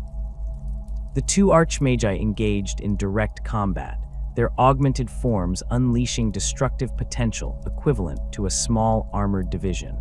The duel ended when Uranus managed to breach Thalaxy's defensive fields with a precisely calculated conversion beam shot, destabilizing his opponent's reactor core. Rather than risk capture, Thalaxy initiated a self-destruct sequence, the resulting explosion vaporizing both combatants and severely damaging the data vault, rendering much of its contents irrecoverable. While the battle for the Omnissiah's arsenal represented the most direct confrontation between Mechanicum factions, equally important conflicts were taking place in the resource extraction facilities that fed Beta-Garmon's industrial machine. The Hadron Mech mining complex on Beta-Garmon 1 controlled access to 60% of the system's adamantium reserves, making it a prime strategic target. Rather than a direct assault, Dark Mechanicum forces implemented what they designated Operation Recursive Corruption, the systematic infiltration of the complex's control systems with scrap code designed to gradually degrade machine performance while remaining undetectable to standard diagnostic protocols. The effects of this cyber warfare campaign manifested slowly over several weeks. First, minor inconsistencies appeared in production output reports, with discrepancies between raw material input and processed output growing incrementally larger. Next, automated mining servitors began experiencing navigational errors, occasionally straying from designated excavation zones into restricted areas.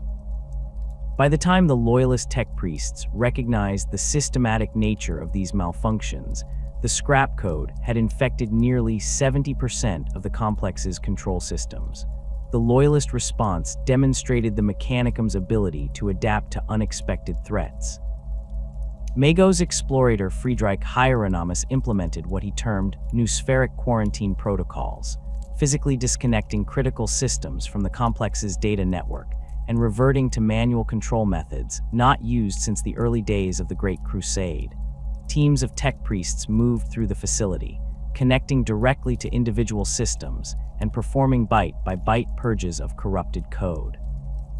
This painstaking process reduced the complex's operational efficiency by nearly 60%, but prevented its complete loss to the Dark Mechanicum.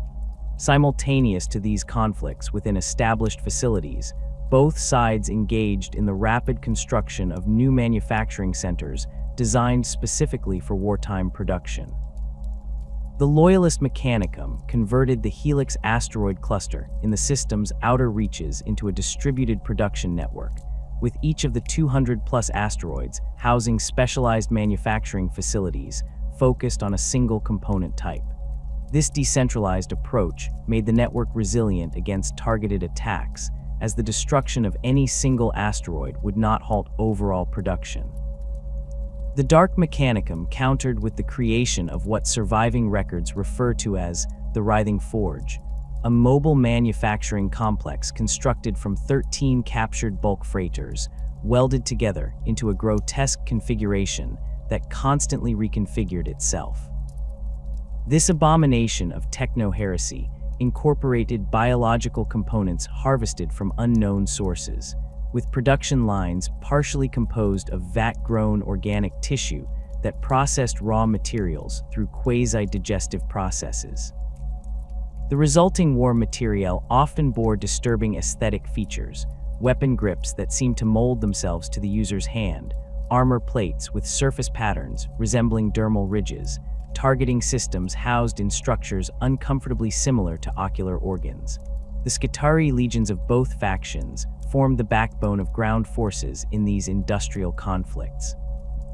Loyalist Skitarii deployed in traditional battle maniples, their augmented bodies and integrated weapon systems representing the sanctioned balance between human intuition and machine efficiency.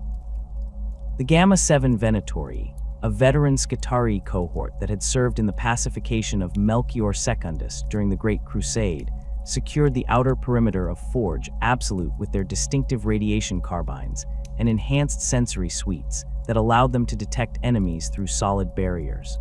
Dark Mechanicum Skitarii exhibited disturbing modifications that went far beyond standard Mechanicum protocols. The units designated as excruciators by Loyalist tacticians had undergone extensive surgical alteration that maximized pain reception while simultaneously preventing unconsciousness, the resulting hyper-awareness supposedly enhancing combat reflexes. Others displayed augmentations that fused mechanical components directly with flesh without the interface layers used in conventional bionics, creating hybrid anatomies that functioned through principles neither fully biological nor purely mechanical. Supporting these infantry forces were the battle automata of the Legio Cybernetica, whose towering forms represented the most advanced autonomous combat systems in the Imperium's arsenal. Loyalist cohorts primarily deployed Castellax and Domitor pattern automata, their machine spirits carefully bound by the strictures of the Mechanicum to prevent the development of prohibited artificial intelligence. These constructs moved with precise, measured actions, their combat protocols optimized through thousands of simulated engagements to maximize tactical efficiency. The Dark Mechanicum's battle automata displayed no such restraints. Their Cybernetica cohorts included standard Imperial patterns, whose machine spirits had been unleashed through the removal of cognitive limiters, allowing for greater initiative at the cost of reduced predictability. More disturbing were the unique patterns developed after their split from the Loyalist Mechanicum, incorporating technologies recovered from Xeno's ruins or derived from forbidden research. The Thanator Cines pattern, deployed for the first time at Beta-Garmon, featured a central control system that incorporated biological neural tissue harvested from human subjects, creating a hybrid cognition matrix that allowed for intuitive tactical decisions impossible for conventional machine logic. The Night Houses of Beta-Garmon represented another crucial element in the Industrial War. House Vironi had maintained a presence in the system for nearly 3 centuries, their ancestral fortress located on Beta-Garmon III's northern continent. When the heresy erupted, the house split along generational lines, with the older generation maintaining their oaths to the Emperor, while many younger pilots declared for Horus, seduced by promises of greater autonomy from Mechanicum oversight. This division created the tragic spectacle of family members piloting their ancient war machines against each other, their thrones Mechanicum, the neural interface systems that linked pilot to knight, saturated with conflicting emotions as ancestral bonds were severed by betrayal. The most significant knight engagement occurred at the Prometheum Processing Complex Theta-7, where the facility's massive refining towers provided an urban canyon environment well-suited to night warfare. Loyalist knights from House Veronese Auric Lance, piloting Paladin pattern knights equipped with rapid-fire battle cannons, established defensive positions around the complex's central control hub. They were challenged by their former kin from the self-proclaimed Freed Lance, who had modified their knights with prohibited technologies supplied by Dark Mechanicum allies, including graviton pulse generators that could disrupt an opponent's balance systems, and neuro-invasive targeting arrays that attempted to establish direct links with enemy thrones Mechanicum. The resulting battle demonstrated both the technical capabilities of these war machines and the psychological toll of civil conflict. Knight-to-knight combat typically involved circling maneuvers, as pilots sought advantageous firing positions while maintaining their ion shields in optimal defensive orientation. However, the familiarity between opposing pilots, many of whom had trained together before the heresy, led to unconventional tactics as each side exploited known weaknesses in their opponent's fighting styles. Particularly devastating was the psychological impact when a knight fell and its pilot was identified by former allies, the shared heritage making each death more impactful than anonymous combat between strangers. The resource war that underpinned these conflicts represented a crucial strategic layer, often overlooked in accounts focusing on direct combat. Beta-Garmon's industrial output required a continuous flow of raw materials from mining operations throughout the system. The Hadron Mech Complex provided adamantium and titanium alloys, while the gas mining platforms orbiting Beta-Garmon 5 extracted the specialized isotopes required for plasma reactor fuel. Disrupting these supply chains became a primary objective for both sides, with specialized units dedicated to interdicting resource shipments rather than engaging enemy combat forces directly. The Loyalist Mechanicum developed the Omnissiah's Abacus, a comprehensive logistical calculation system that tracked resource flows throughout the system and predicted critical shortages before they occurred. This allowed for preemptive redistribution of materials and manufacturing capacity, maintaining production of essential components even as individual facilities came under attack.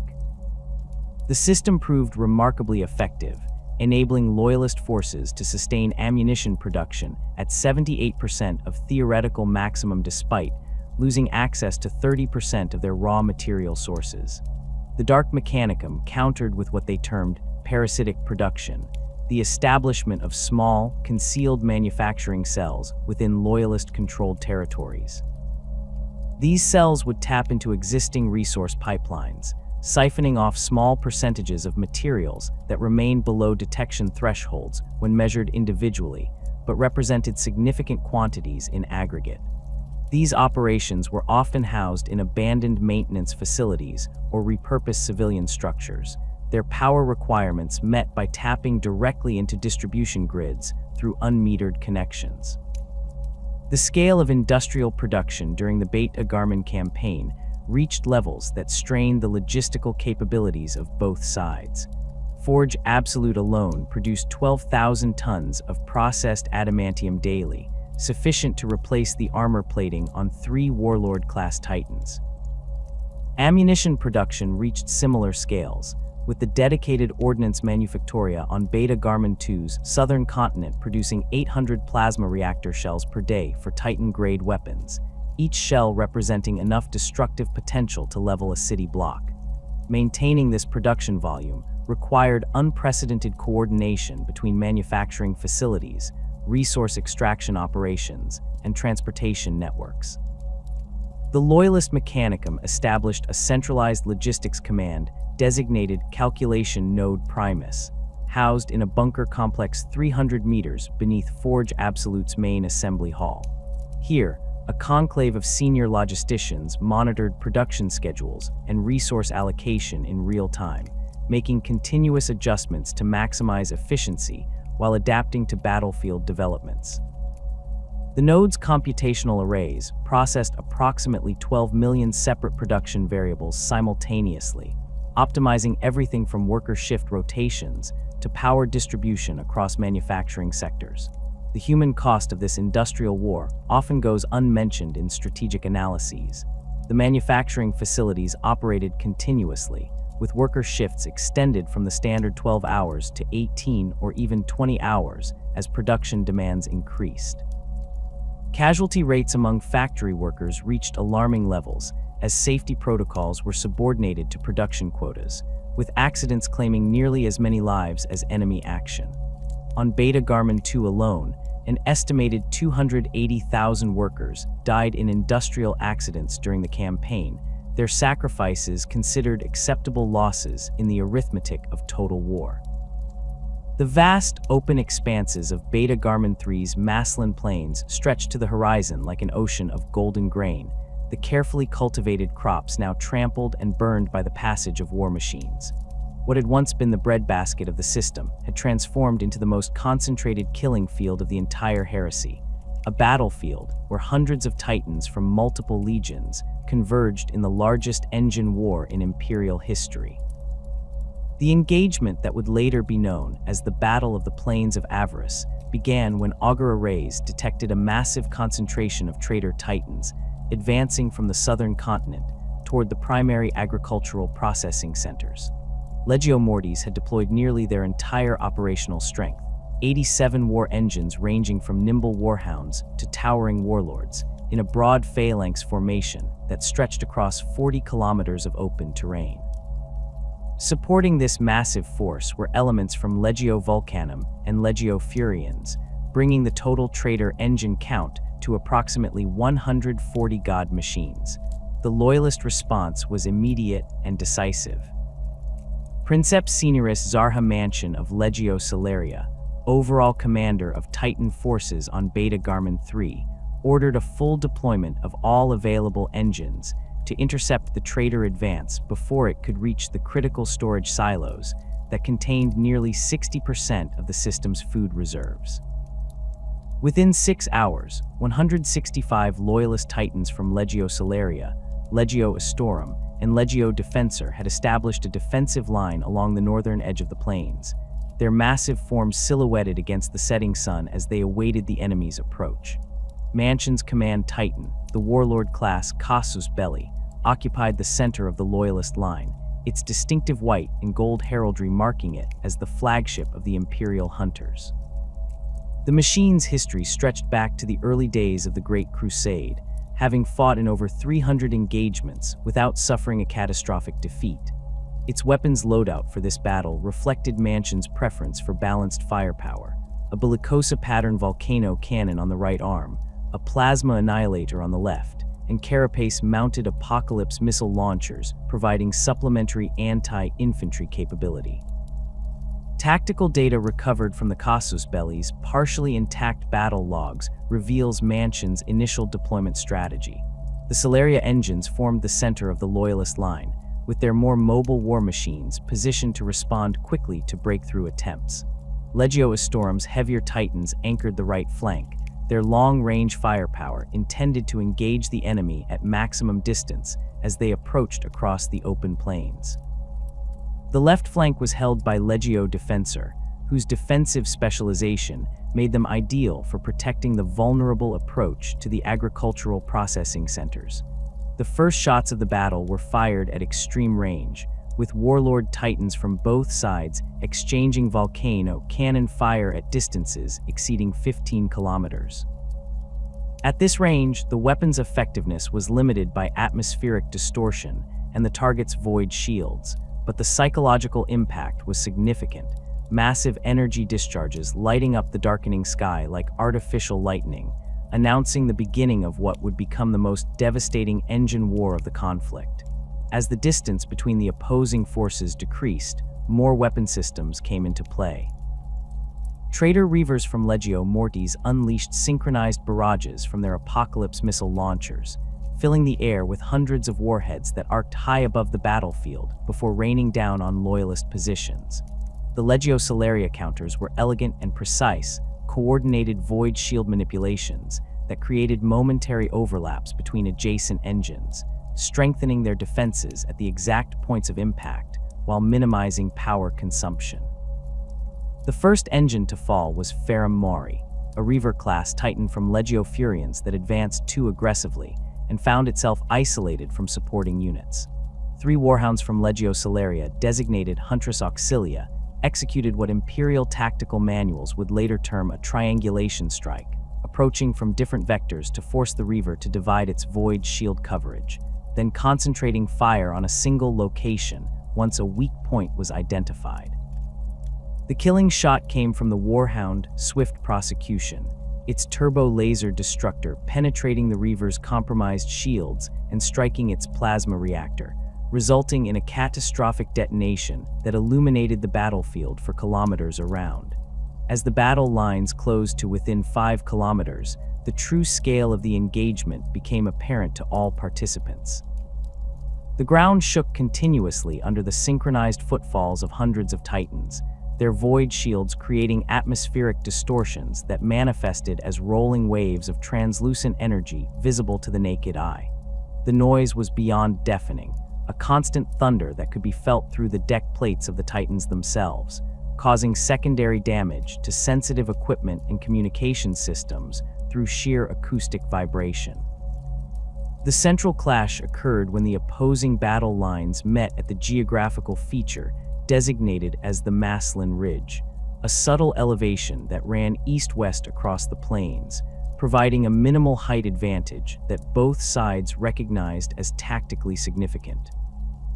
Princeps Seniorus Mansion directed a concentrated advance to secure this position, committing 30 engines from Legio Salaria in a coordinated push that briefly secured the ridgeline before a counterattack by Legio Mortis' Death's Head Titans threatened to overwhelm them.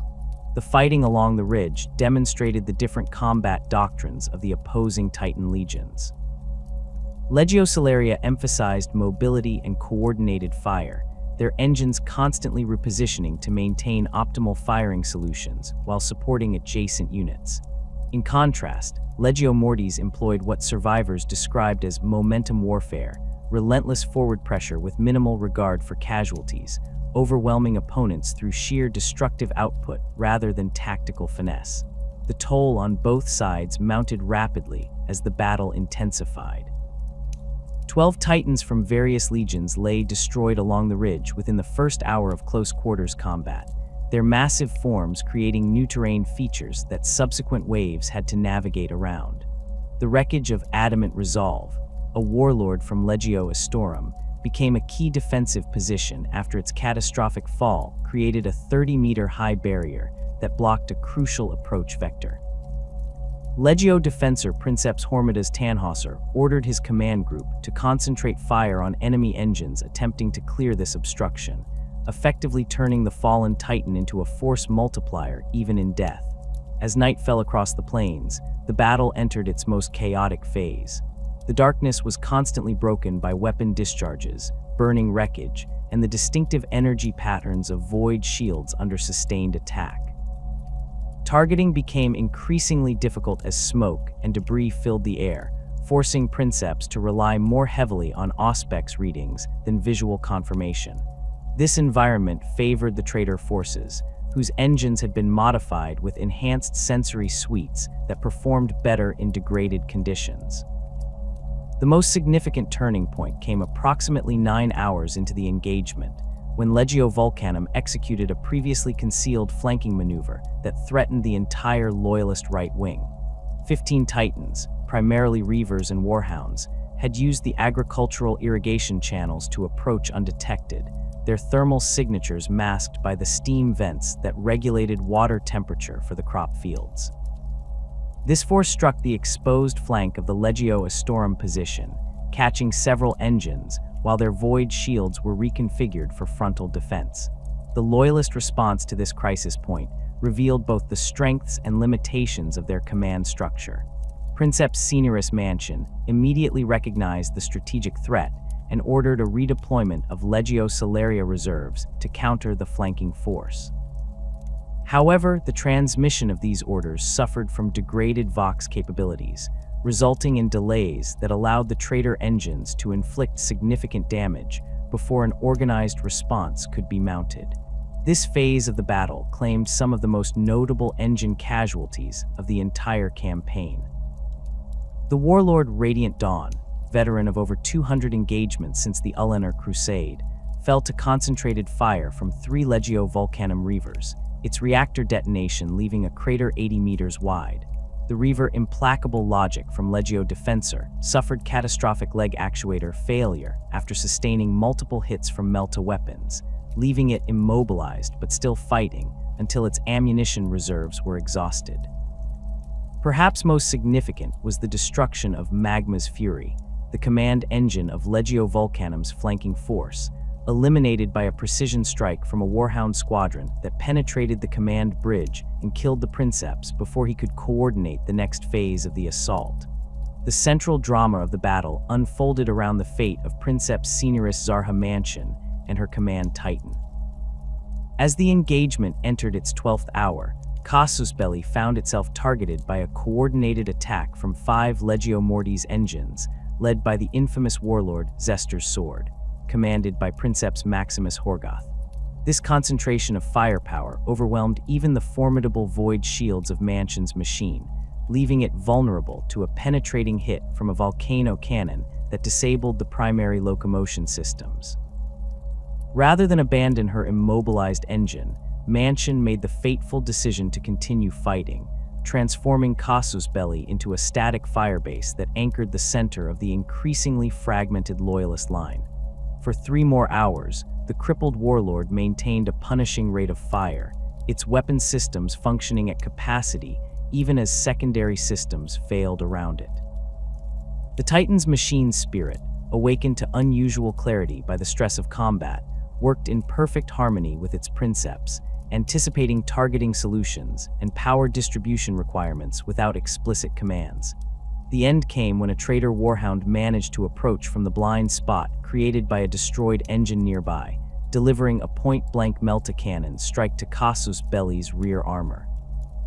The shot penetrated directly into the plasma containment chamber, initiating a cascade failure that could not be prevented. Recognizing the imminent destruction of her engine, Mansion ordered the evacuation of all crew except herself and her Moderati, who refused to abandon their posts. Her final Vox transmission, preserved in Legio Salaria records, was characteristically succinct. The hunt continues beyond this field. Ave Imperator. The destruction of Casus Belli created a temporary gap in the loyalist line that Legio Mortis immediately moved to exploit. 3 warlords advanced through the breach, threatening to split the loyalist formation in half and roll up their flanks from the inside. This critical moment might have resulted in a complete collapse of the loyalist defense if not for the actions of Princeps Iuda Dextrum of Legio Defensor, who recognized the threat and executed what tactical analyses would later term a sacrifice intercept. Dextrum's Titan, the warlord Unbreakable Duty, abandoned its assigned position and moved to block the breach, placing itself directly in the path of the advancing traitor engines.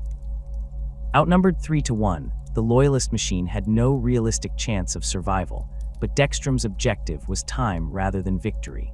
For 27 minutes, Unbreakable Duty held the gap alone, absorbing catastrophic damage while maintaining enough offensive output to prevent the traitors from simply bypassing it.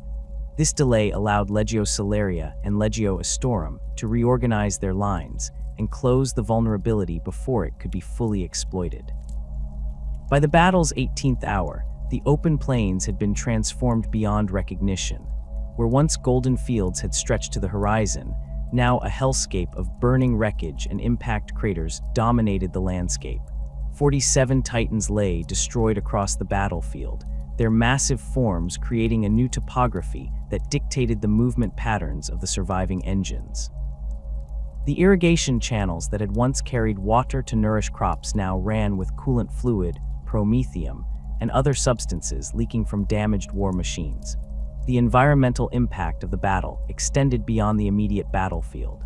The concentrated electromagnetic discharges from so many void shield systems created atmospheric anomalies that manifested as localized storm systems.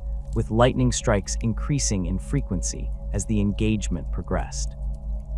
Ambient radiation levels rose to hazardous levels in areas where multiple plasma reactors had detonated, creating zones that would remain uninhabitable for decades. The agricultural productivity of the entire region was effectively destroyed, not just by physical damage, but by the toxic residues that permeated the soil and groundwater. As dawn broke on the second day, the tactical situation had evolved into what military theorists term distributed engagement. The cohesive battle lines of the initial confrontation had disintegrated into multiple smaller conflicts spread across the plains. Groups of 2 to 5 Titans from the same legion operated semi-independently, engaging similar-sized enemy formations in a complex pattern that resembled a giant, lethal chess match played across 400 square kilometers of devastated farmland. The most significant of these distributed engagements occurred at the eastern edge of the plains, where a maniple from Legio Astorum encountered the elite Immortales battle group from Legio Mortis. The resulting 3-hour conflict demonstrated the peak of Titan tactical doctrine, with both sides executing complex maneuvers that maximized their respective strengths. The Astorum engines utilized terrain features created by fallen Titans to establish firing positions with overlapping fields of fire, while the Mortis group employed coordinated shield manipulations to create temporary corridors through which they could deliver devastating weapon strikes without exposing themselves to counter fire. By the 30th hour, the battle had reached a state of effective stalemate. Both sides had suffered losses approaching 40% of their initial deployment, with many surviving engines operating at significantly reduced capability due to cumulative damage. Ammunition reserves for heavy weapons had been largely depleted, forcing princeps to rely on secondary armaments that lacked the power to penetrate void shields consistently.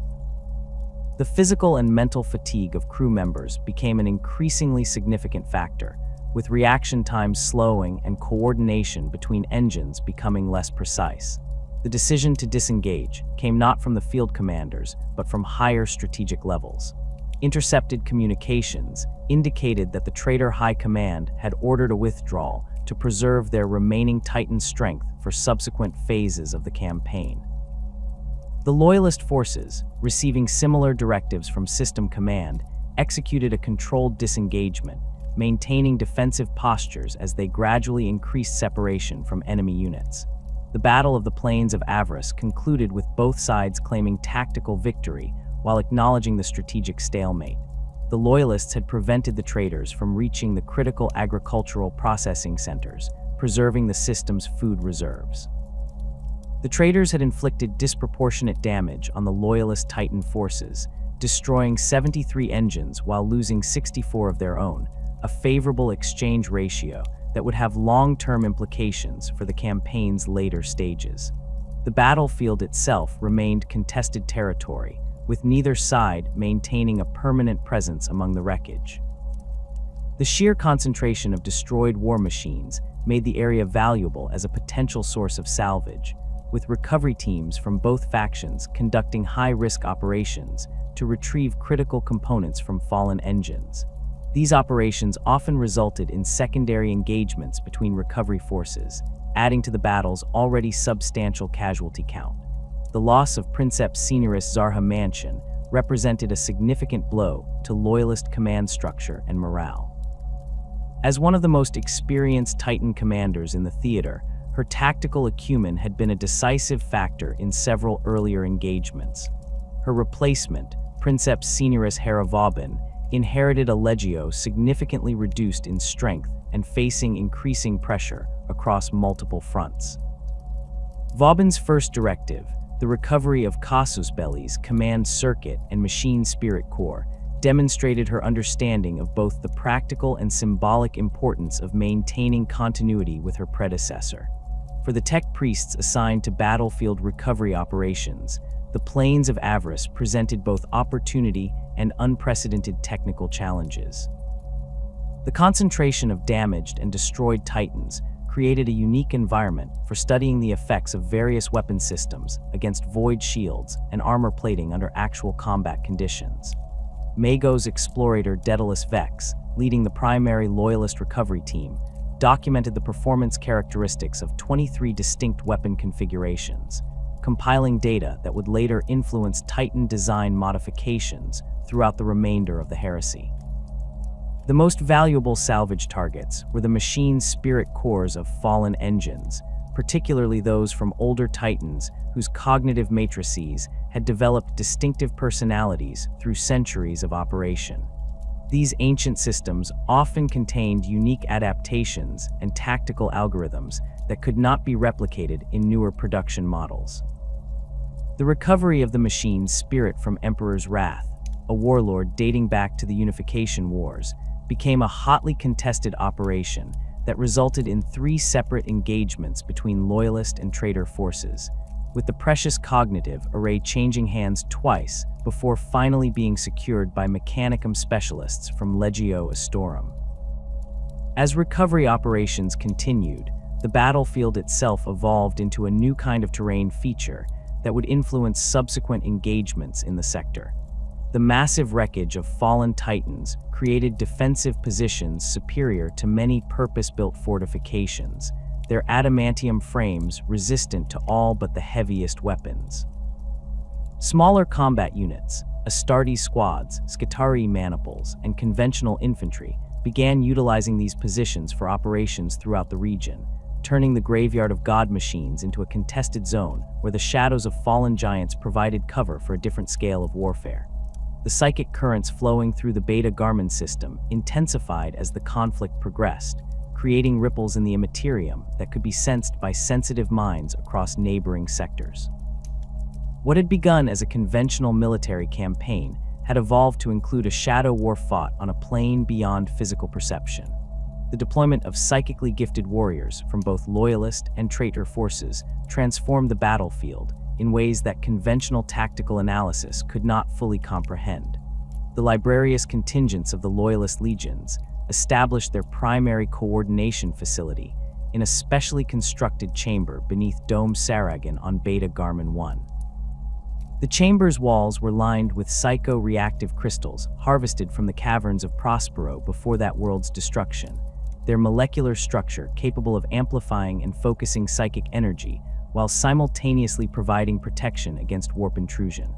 Chief Librarian Ashok Tai of the White Scars oversaw this facility, coordinating the activities of approximately 200 battle psychers drawn from the Imperial Fists, White Scars, and Blood Angels legions. The Imperial Fists contributed the smallest psychic contingent, reflecting Rogel Dorn's traditional caution regarding warp powers. The 20 librarians they deployed specialized in defensive applications, creating psychic barriers that could shield key installations from both conventional scanning and direct warp-based attacks. Epistolary Remus J. Howe, the senior Imperial Fists librarian, had developed a technique he called Mental Fortress, a psychic construct that could be anchored to physical locations, creating zones where enemy psychers found their powers significantly diminished. The White Scars brought the largest librarious presence to Beta-Garmon, deploying nearly 120 Stormseers under the leadership of Chin Za. These warrior psychers specialized in divination and electrokinesis, their powers shaped by the traditions of Chagoris. Their primary tactical function involved anticipating enemy movements through psychic foresight, providing advance warning of traitor deployments that conventional augur arrays could not detect. The most powerful among them could also manipulate electrical energy directly, calling down lightning strikes from clear skies or disrupting the power systems of enemy vehicles through focused telekinetic impulses. The Blood Angels librarians, though fewer in number at approximately 60 battle brothers, possessed some of the most formidable offensive psychic capabilities in the theater. Under the direction of Lexicanium Ordemail, they specialized in what Imperial records classified as hemomancy, psychic techniques that manipulated the blood of both allies and enemies. These powers could accelerate the already impressive healing abilities of Astartes physiology, or, when directed offensively, cause enemy blood vessels to rupture or crystallize. Most feared was their ability to temporarily enhance the combat capabilities of their battle brothers, though this technique carried the risk of triggering the red thirst in those already predisposed to the condition. Opposing these loyalist psykers were the sorcerers of the traitor legions, their powers increasingly augmented by direct communion with entities of the warp. The Sons of Horus deployed approximately 80 former librarians, now redesignated as sorcerers, their traditional psychic disciplines corrupted by the teachings of Magnus and Lorgar. Leading this contingent was Chief Sorcerer Zaraphiston, whose mental powers had been significantly enhanced through rituals performed aboard the Vengeful Spirit under Horus's direct supervision. The Death Guard's psychic contingent had undergone the most disturbing transformation since the Legion's fall to chaos. The once restrained librarians of Mortarian's Legion had embraced the corrupting energies of the warp, their powers focused on entropy and decay. Approximately 40 of these plague sorcerers operated in the Beta-Garmon theater, specializing in psychic techniques that accelerated decomposition in living tissue or corroded metal through supernatural means. Their leader, Necrosius, had already begun the physical transformation that would eventually lead to his ascension as one of Nurgle's most favored servants. Most feared among the traitor psykers were the word-bearers Diabolists who had joined the campaign in its later stages. Though relatively few in number, perhaps 30 in total, these warrior priests had delved deepest into forbidden knowledge, incorporating demonic entities into their own flesh and wielding powers that defied classification within traditional Imperial psychic taxonomy. Their presence on the battlefield was often heralded by localized reality distortions, unnatural mists, reversed gravity, or spontaneous transmutation of materials in their vicinity. The first major psychic engagement of the campaign occurred when a word-bearer's strike force attempted to infiltrate the primary void shield generator complex on Beta-Garmon 2. Rather than a conventional assault, the traitors deployed a specialized team of 7 Diabolists led by Dark Apostle Marduk, their objective being the corruption of the generator's machine's spirit through a combination of scrap code and warp-based influence. This hybrid techno-sorceress approach represented a new evolution in traitor tactics, blending dark mechanicum expertise with word-bearers' occult knowledge. The attack began with a psychic bombardment that targeted the minds of the facility's human operators, inducing hallucinations and paranoia that disrupted normal operations. As confusion spread through the complex, the word-bearers' Diabolists established a warp conduit that allowed them to physically manifest within the generator's central control chamber, bypassing the outer defensive perimeter entirely. Once inside, they began a ritual designed to bind a warp entity to the generator's machine spirit, which would have given them control over the entire void shield network protecting the planet's northern hemisphere. The loyalist response came from an unlikely source. A squad of Imperial Fists librarians led by Epistolary J-Hal had been conducting a routine psychic sweep of critical infrastructure when they detected the warp disturbance. Recognizing the potentially catastrophic implications, J-Hal immediately mobilized his battle brothers without waiting for authorization from the command structure. The 6 Imperial Fists psykers teleported directly into the compromised facility, materializing amid the half-completed ritual. The resulting psychic duel demonstrated the stark contrast between loyalist and traitor approaches to warp craft. J-Hal's librarians fought with disciplined precision, their powers focused through years of mental conditioning and adherence to the strictures established at Nicaea. Each psychic technique was carefully measured, with power drawn from the librarians' own mental reserves rather than external sources. In contrast, the word-bearers' Diabolists channeled energies directly from the warp, their bodies serving as conduits for powers far beyond what a human mind could naturally generate. The battle reached its climax when Dark Apostle Marduk attempted to complete the binding ritual by sacrificing one of his own Diabolists, using the released life energy to stabilize the warp entity's manifestation.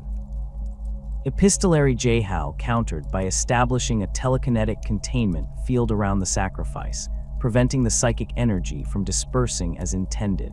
This disruption created a feedback loop that J-Hal exploited, redirecting the accumulated warp energy back into the incomplete ritual. The resulting psychic backlash killed 3 of the word-bearers outright and banished the partially manifested entity back to the warp. Though the Imperial fists were ultimately successful in preventing the generator's corruption, the engagement came at a heavy cost. 2 librarians died from psychic burnout, their neural pathways irreparably damaged by channeling more power than their minds could safely contain. Epistolary Jehal himself suffered severe warp exposure that required extensive treatment by Blood Angels librarians specializing in healing techniques. Most concerning to the Loyalist command structure was the revelation that traitor forces could now bypass conventional defenses through direct warp manipulation, a capability that necessitated a complete reassessment of security protocols for critical infrastructure. The warp phenomena reported during the Beta-Garmon campaign increased in both frequency and intensity as the conflict progressed. Initially, these manifestations were relatively minor, localized fluctuations in gravity, temporary distortions in time perception, or unexplained equipment malfunctions in proximity to areas of intense combat. By the campaign's midpoint, however, more significant anomalies began to appear, particularly in zones where large numbers of deaths had occurred in short periods. The Plains of Avarice, site of the massive Titan battle, developed what Mechanicum adepts classified as a reality-thin spot, an area where the barrier between materium and immaterium had been weakened by the psychic shock of thousands of deaths. Techno-archaeological teams investigating the battlefield reported chronometric inconsistencies, with some areas experiencing time at slightly different rates than their surroundings. More disturbing were reports of auditory phenomena. The distant sounds of battle could sometimes be heard even weeks after the engagement had concluded, as though echoes of the conflict had become embedded in reality itself. Similar phenomena manifested in the urban combat zones of Beta-Garmon II, where the concentrated nature of hive warfare had resulted in extremely high casualty densities. Certain structures that had witnessed particularly brutal fighting became what White Scar's Stormseers termed memory haunts, locations where psychically sensitive individuals could perceive echoes of past events, experiencing fragmentary sensory impressions of the violence that had occurred there. These phenomena were not merely passive recordings. In several documented cases, particularly sensitive individuals were psychologically affected by these impressions, experiencing combat trauma despite never having directly participated in the fighting. The most dangerous warp manifestations occurred in areas where traitor sorcerers had conducted rituals or deployed warp-based weapons. A residential district on Beta-Garmon II's southern continent was quarantined after a Death Guard plague sorcerer named Ignatius Grulger unleashed what survivors described as a mist of unreality, a greenish fog that not only caused rapid physical deterioration in those exposed, but also induced mutations consistent with warp contamination. The affected zone, approximately 2 square kilometers, was eventually cleansed through the combined efforts of White Scar's Stormseers and a detachment from the Sisters of Silence, but not before nearly 40,000 civilian inhabitants had been lost. The tactical implications of these warp phenomena forced both sides to adapt their strategies.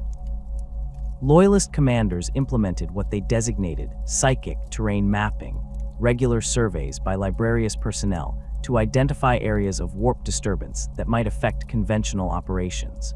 Units operating in zones with known warp phenomena were issued modified equipment, including enhanced communications arrays designed to function in areas of reality distortion, and specialized Auspex units capable of detecting sudden changes in local warp energy concentrations. Traitor forces, particularly those from the Word Bearers and Death Guard, began deliberately creating warp-contaminated zones as part of their tactical doctrine. By conducting specific rituals at key locations, they could render areas temporarily uninhabitable to Loyalist forces or create psychic beacons that would attract and concentrate warp entities. This approach transformed certain battlefields into what Imperial tacticians designated hostile metaphysical environments, zones where the fundamental laws of reality had been compromised to varying degrees.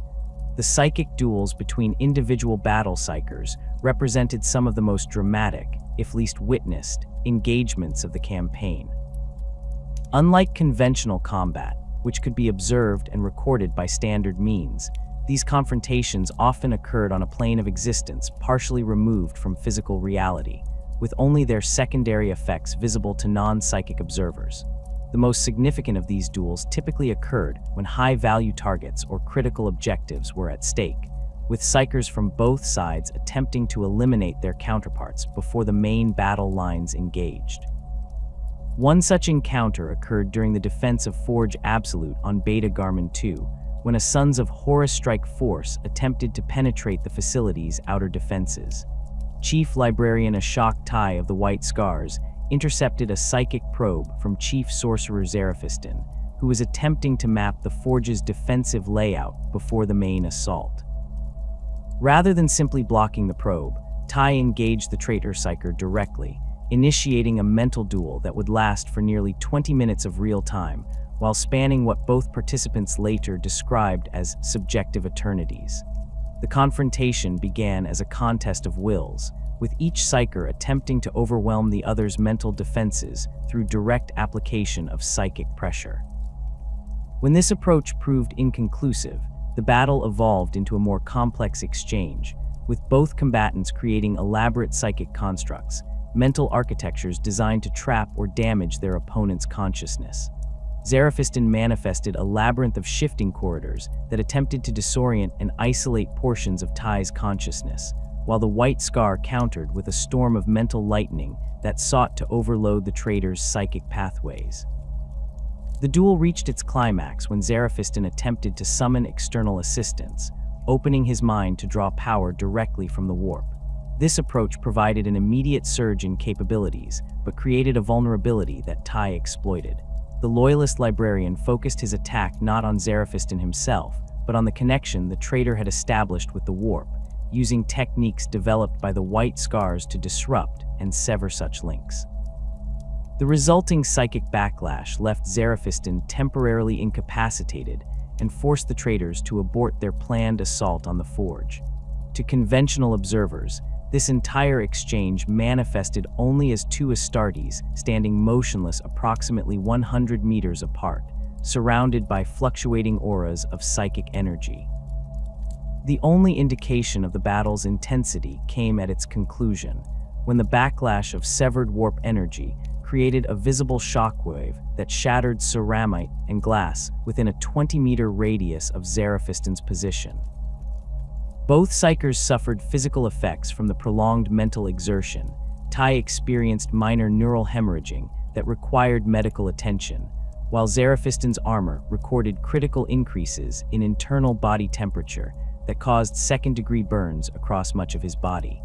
The Sisters of Silence played a crucial role in countering the traitors' increasing reliance on warp-based tactics. Approximately 300 of these Null Maidens had been deployed to the Beta-Garmon system as part of the initial defensive preparations, their presence considered essential given intelligence, suggesting that traitor forces would include significant psychic elements. Under the command of Oblivion Knight Leilani Melitas, the Sisters established their primary base of operations on Beta-Garmon 1, with smaller detachments assigned to key locations throughout the system. The tactical deployment of the Sisters reflected their unique capabilities and limitations. Unlike conventional military units, the Null Maidens could not simply be integrated into existing force structures due to the disruptive effect their blank auras had on friendly psychers. Instead, they operated as independent strike teams, held in reserve until specific threats requiring their unique abilities were identified. This approach sometimes created friction with conventional command structures, as the Sisters answered ultimately to the Emperor himself rather than local military authorities, but their effectiveness against warp-based threats made such administrative challenges worthwhile. The Sisters' first major engagement came in response to reports of demonic manifestations near a communications array on Beta-Garmon 3. A word-bearer's ritual had created a localized warp rift, allowing lesser entities to materialize in real space and attack the facility's defenders. A prosecutorial cadre led by Sister Agath responded, deploying via Thunderhawk to the compromised location. Upon arrival, the the sisters' null auras immediately disrupted the stability of the partially formed warp rift, causing it to fluctuate and weaken. The demons that had already manifested found their connection to the warp severely attenuated, rendering them vulnerable to the sisters' specialized weapons. The engagement demonstrated the lethal efficiency that made the sisters so feared by warp entities. Moving in perfect coordination despite maintaining separation to maximize the coverage of their null fields, the sisters systematically eliminated the manifested demons using a combination of flamer weapons and power blades. Their advance was methodical and relentless, each null maiden functioning as a mobile zone of reality reinforcement that forced the immaterial entities to conform to physical laws they were ill-equipped to obey. Within 20 minutes of their arrival, the site had been cleansed of warp presence and the damaged communications array secured. As the campaign progressed, the sisters developed specialized tactics for countering each traitor legion's particular approach to warp manipulation. Against the Sons of Horus, whose sorcerers typically operated in support of conventional military forces, the sisters employed what they designated null insertion. Small teams teleported directly into enemy formations to neutralize psychic support elements before they could influence the battle. This approach proved particularly effective during the defense of the Hadron Mech mining complex, where a 5-sister team eliminated 3 Sons of Horus sorcerers who were attempting to collapse a tunnel network using warp-enhanced telekinesis. The Death Guard's plague sorcerers presented a different challenge, as their warp-based contagions could persist in an area even after the psyker who created them had been neutralized. When confronting such threats, the sisters implemented purification patterns, carefully planned movement formations that maximized the overlap of their null fields to create temporary zones completely devoid of warp influence. Within these zones, even the most resilient warp-based contagions would dissipate, allowing conventional forces to reclaim affected areas. This technique was successfully employed to cleanse 3 habitation domes on Beta-Garmon 1 after Death Guard attacks had rendered them uninhabitable. The Word-Bearers Diabolists proved the most challenging opponents for the sisters, as their direct communion with warp entities often granted them forewarning of null maiden deployments. To counter this advantage, Oblivion Knight Melitas developed what became known as the Silence Protocol, a complex operational security system in which deployment orders were never communicated electronically or psychically, but only through direct person-to-person contact. By eliminating all psychic and electronic signatures associated with their operations, the sisters could achieve tactical surprise even against enemies with warp-granted precognition. The most significant combined operation, involving the Sisters of Silence, occurred during the battle for Forge Absolute's central data vault. Intelligence indicated that a specialized Word-Bearers strike force intended to corrupt the vault's contents through a major summoning ritual that would bring a greater demon into real space. Such an entity would not only destroy the physical vault, but could potentially corrupt the data itself with warp influence, rendering the technical specifications stored there dangerous to access even if eventually recovered. To counter this threat, Chief Librarian Ashok Tai proposed an unprecedented joint operation between the librarious contingents of all 3 loyalist legions and a full prosecutorial cadre of Sisters of Silence. The plan required exceptional coordination, as the presence of the Null Maidens would normally render the librarians' powers unusable. Tai's solution was a carefully choreographed battlefield deployment he called the Spear of Contradiction, a formation in which the sisters would advance at the center of a librarian perimeter, with precise distances maintained to allow the psykers to function while still benefiting from the protective effect of the null field against enemy warp attacks. The operation commenced when Word-Bearers' forces breached the vault's outer defenses and began their summoning ritual. The combined Loyalist force entered through a maintenance accessway, deploying directly into the main storage chamber, where Dark Apostle Corps Pharaon himself was leading the ritual. The initial shock of the sisters' presence created a momentary disruption in the summoning process, which the librarians exploited by launching a coordinated psychic assault against the traitor psykers. What followed was the largest psychic battle of the entire campaign, with approximately 50 loyalist librarians engaging 20 word-bearers diabolists, while the Sisters of Silence advanced inexorably toward the ritual site. The chamber became a maelstrom of warp energies, with visible manifestations of psychic power illuminating the darkness in coruscating patterns of unnatural light. As the sisters drew closer to the ritual, their null auras began to disrupt the carefully balanced energies the word-bearers had accumulated, causing dangerous fluctuations in the partially opened warp rift. Recognizing the imminent collapse of the ritual, Kor Pharon ordered a fighting withdrawal, abandoning the summoning to preserve his diabolists for future operations. This strategic retreat prevented the catastrophic energy release that might have resulted from an uncontrolled rift collapse, but still represented a significant victory for the Loyalist forces. The data vault remained secure, and the psychic contamination that had begun to affect its contents was neutralized by the Sisters' continued presence over the following days. The Beta-Garmon campaign, like all great conflicts of the Horus heresy, was not merely a clash of faceless armies and towering war machines, but a crucible in which individual warriors forged their legends through acts of extraordinary valor and sacrifice. Behind the strategic movements of titans and the ebb and flow of battle lines stood individuals whose personal courage, tactical brilliance, or ultimate sacrifice would shape the course of the war and echo through imperial history for millennia to come. Among the Loyalist commanders, few earned greater renown than Captain Kamba Diaz of the Imperial Fist's third chapter.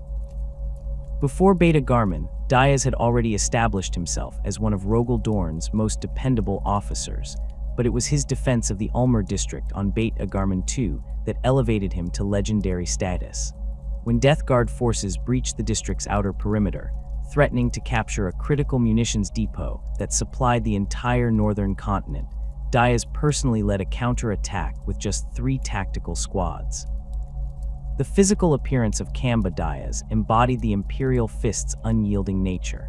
Standing taller than most Astartes, his armor bore the scars of countless engagements, each mark meticulously preserved rather than repaired as a testament to battles survived. His helmet featured a distinctive red stripe that made him instantly recognizable to both his warriors and his enemies, a deliberate choice that announced his presence on the battlefield and challenged foes to target him rather than his men. Tactical recordings from the Ulmer district battle reveal Diaz's methodical approach to combat. Rather than attempting to repel the entire Death Guard force, he identified their command structure and executed a precision strike against their leadership. Moving through the industrial labyrinth of the district, Diaz's small force outmaneuvered the numerically superior traders, using their intimate knowledge of the terrain to appear where least expected. The climax came when Diaz personally engaged Death Guard Captain Ignatius Grulger in the central pumping station. The duel between these two Astartes captains exemplified the bitter fratricidal nature of the heresy. Both warriors had once fought side by side during the Ullener Crusade, but now faced each other as mortal enemies. Grulger, already showing signs of the corruption that would eventually consume his legion, wielded a power scythe whose blade leaked noxious vapors with each swing. Diaz, armed with his master-crafted power sword Oathkeeper, matched his opponent's reach advantage with superior technique and positioning. For 17 minutes, the two captains fought while their respective forces battled throughout the pumping station. Grulger's augmented physiology gave him unnatural endurance, allowing him to absorb wounds that would have incapacitated an ordinary Astartes. Diaz countered with the precision and economy of movement that characterized Imperial Fist's combat doctrine, never wasting energy on flourishes or unnecessary movements. The end came when Diaz feinted an overhead strike, drawing Grulger's scythe into a high parry, then reversed his blade's direction to deliver a thrust beneath the Death Guard's breastplate, finding the gap where corrupted flesh met ceramite. With their captain fallen, the Death Guard assault lost cohesion, allowing Loyalist reinforcements to secure the district. For this action, Diaz received the Laurel of Defiance, one of the highest honors the Imperial Fists could bestow. More importantly, his successful defense preserved the munitions supply that would prove crucial in the campaign's later stages. On the traitor side, few commanders inspired more fear than Karn of the World Eaters, whose tactical brilliance remained terrifyingly intact despite his legion's increasing bloodlust. The assault on Dome Saragon demonstrated Karn's ability to channel the World Eater's savagery into effective military action rather than mindless slaughter. Recognizing that the dome's void shield generators represented its critical vulnerability, Karn led a surgical strike force of 50 World Eaters in Cestus assault rams, bypassing the main defensive perimeter to strike directly at the generator complex. Karn's appearance had already begun to transform from the honorable warrior he had once been. His armor, painted in the white and blue of his legion, was splashed with dried blood that he no longer bothered to clean between battles. The butcher's nails implants visibly protruded from his skull, pulsing with a life of their own when combat was imminent. Most distinctive was his weapon, a chain axe he had named Gorechild, whose adamantium teeth had been individually blessed by dark rituals that allowed them to bite through ceramite as easily as flesh. The assault on the generator complex showcased Karn's tactical acumen. Rather than a frontal assault against the heavily defended main entrance, he identified a maintenance accessway that had been overlooked in the defensive preparations. The World Eaters breached this entrance using melta charges, then split into 5 teams to simultaneously attack each of the 5 sub-generators that powered the dome's void shields. This approach prevented the defenders from concentrating their forces, forcing them to fight multiple small engagements rather than one decisive battle. Karn personally led the strike against the primary generator, encountering a squad of Imperial fists led by Sergeant Archamus. The resulting close-quarters battle demonstrated why the 8th captain had become so feared throughout the campaign. Moving with preternatural speed, Karn seemed to anticipate his opponent's actions before they occurred, Gorechild's roaring teeth finding gaps in ceramite plate that should not have existed. Within 90 seconds, 5 Imperial fists lay dead, with only Archamus still standing. The duel between Karn and Archamus represented a clash between discipline and controlled fury.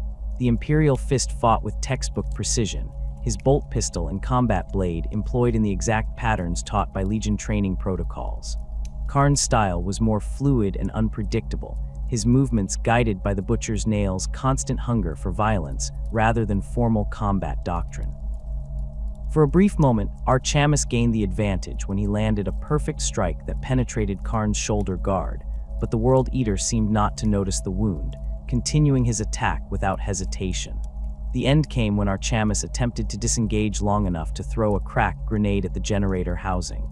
Karn anticipated the move and hooked Gorechild around the Imperial fist's ankle, severing his foot and sending him crashing to the deck. Rather than immediately finishing his opponent, Karn kicked the wounded Archamus toward the generator, then threw a melta-bomb that consumed both the loyalist and the critical machinery in a blinding flash of heat. With the generators destroyed, the void shields protecting Dome Saragon collapsed, allowing the main World Eaters forced to launch their primary assault. The resulting battle would claim over 4,000 lives, including 30 Imperial Fists Astartes who fought to the last man to protect the civilian evacuation.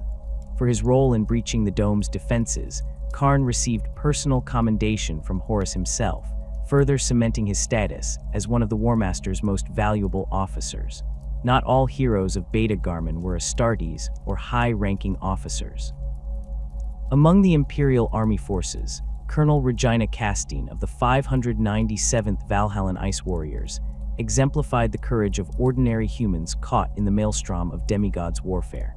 Commanding a regiment of 5,000 troops assigned to protect the agricultural processing facilities on Beta-Garmon III, Castine found herself facing an assault by Death Guard forces that outnumbered her command by nearly 3-1.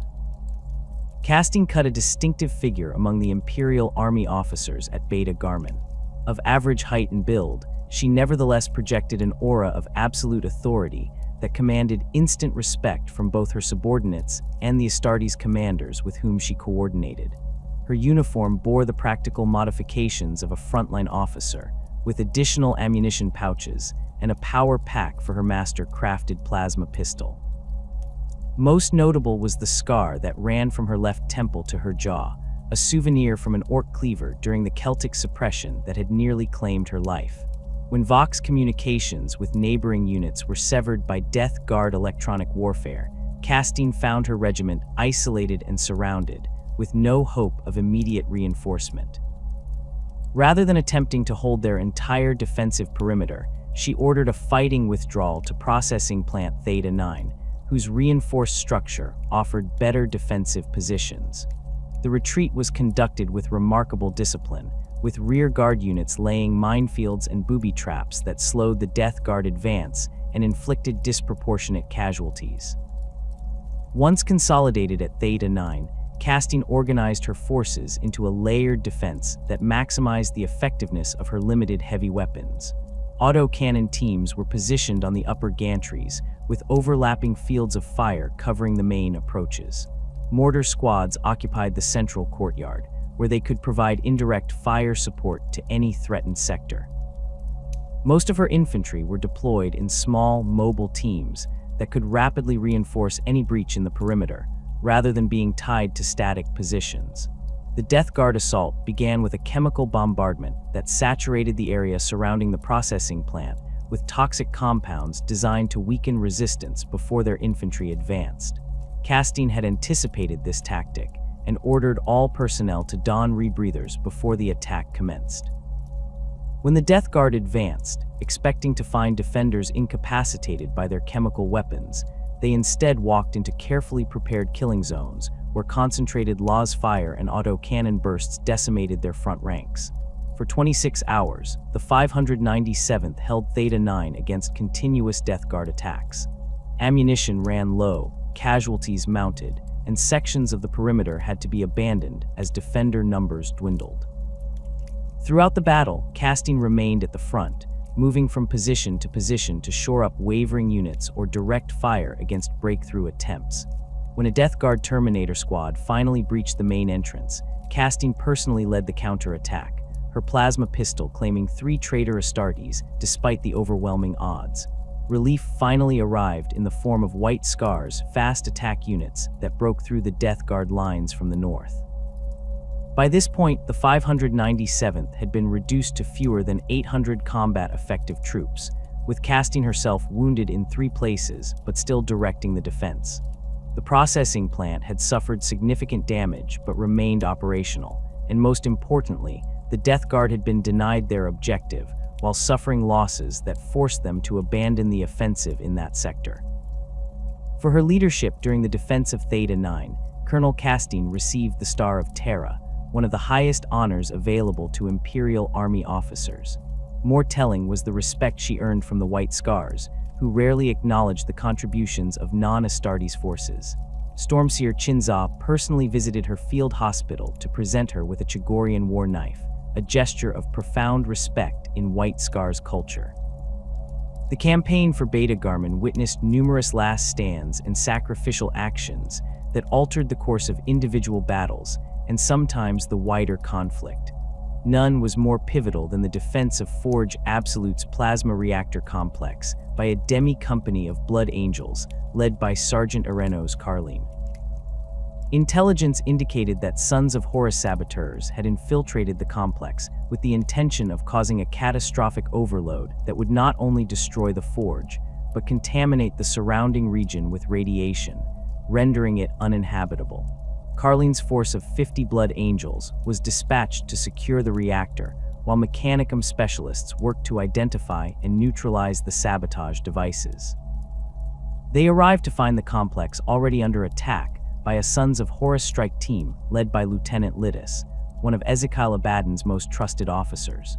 The traitors had secured the main control room and begun the overload sequence, giving the Loyalists less than 30 minutes to regain control before the reactor reached critical status.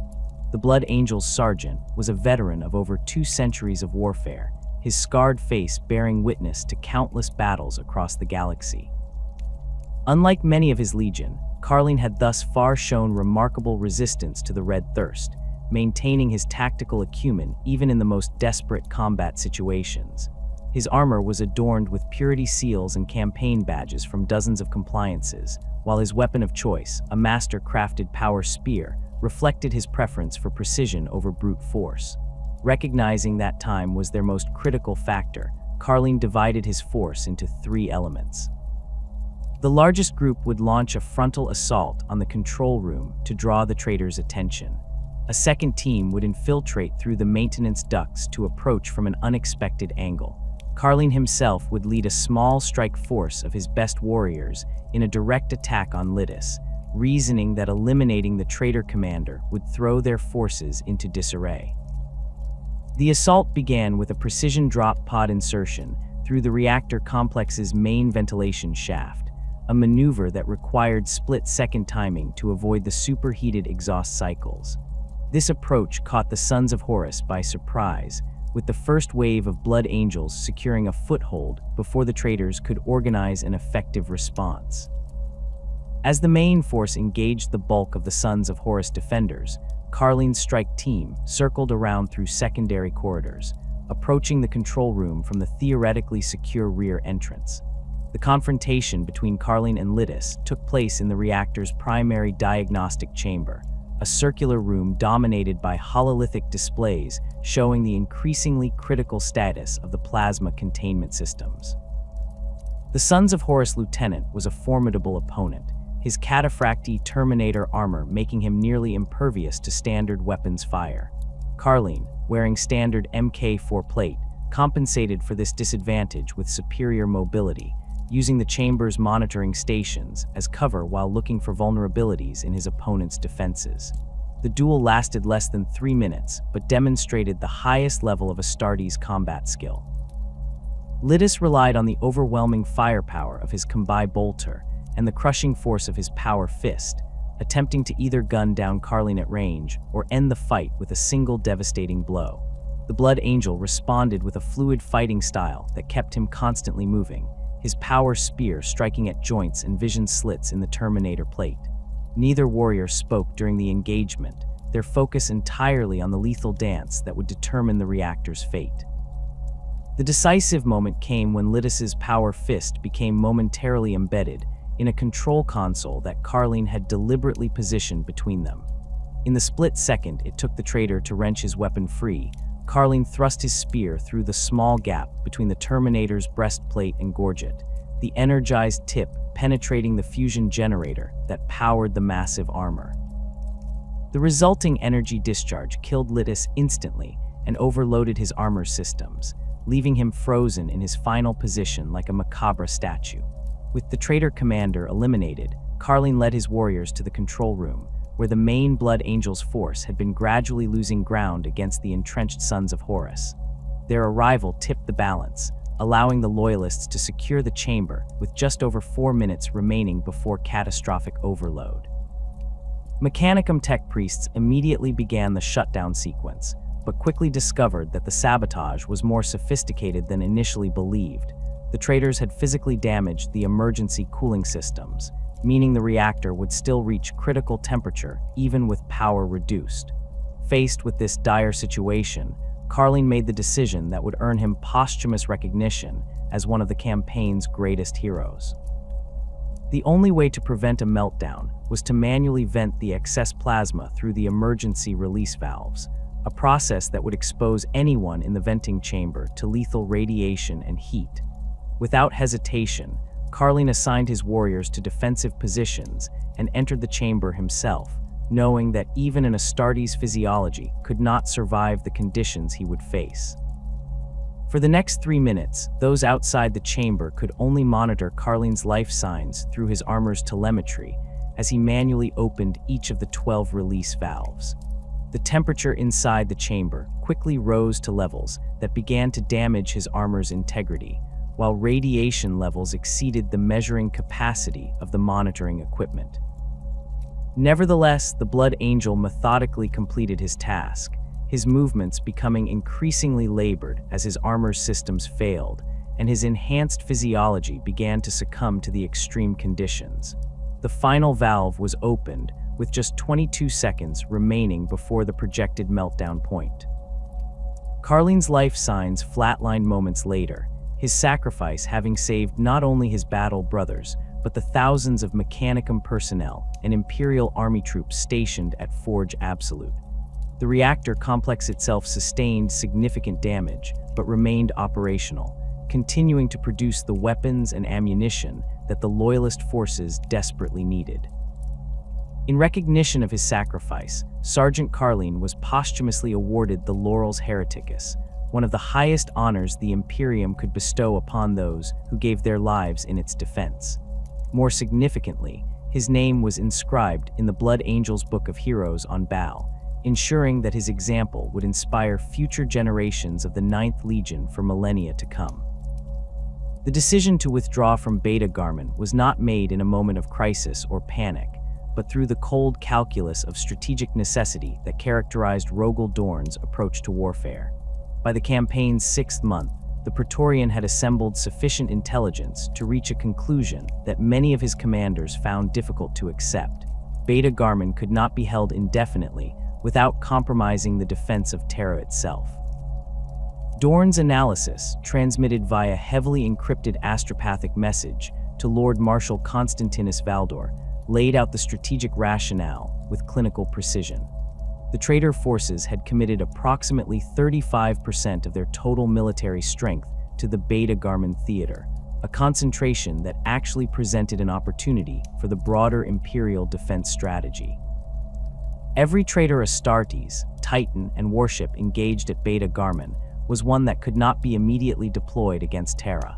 By maintaining pressure on the loyalist forces in the system, Horus had inadvertently granted the defenders of the throne world additional time to strengthen their fortifications. The Praetorians' calculations indicated that continuing to hold Beta-Garmon would require the commitment of reinforcements that could not be spared from Terra's defenses. More critically, his analysis of casualty rates and resource consumption projected that even with such reinforcements, the system would eventually fall. The only variable was how many loyalist assets would be lost in the process. Dorn's conclusion was as logical as it was difficult. A strategic withdrawal would preserve irreplaceable forces for the defense of Terra, while still having extracted maximum strategic value from the Beta-Garmon campaign. Valdor received these instructions with the emotionless efficiency typical of the Legio Custodes. Within hours, he had assembled the senior commanders of each major loyalist contingent for a closed strategic briefing aboard his flagship, the Imperator Somnium. The meeting was conducted under the highest security protocols, with all recording devices disabled and each participant required to surrender communications equipment before entering the stratageum. The reactions to Dorn's directive varied significantly among the assembled commanders. Praetor Sigismund of the Imperial Fists accepted the order without visible emotion, though those who knew him well could detect the subtle tension in his bearing that indicated tightly controlled frustration.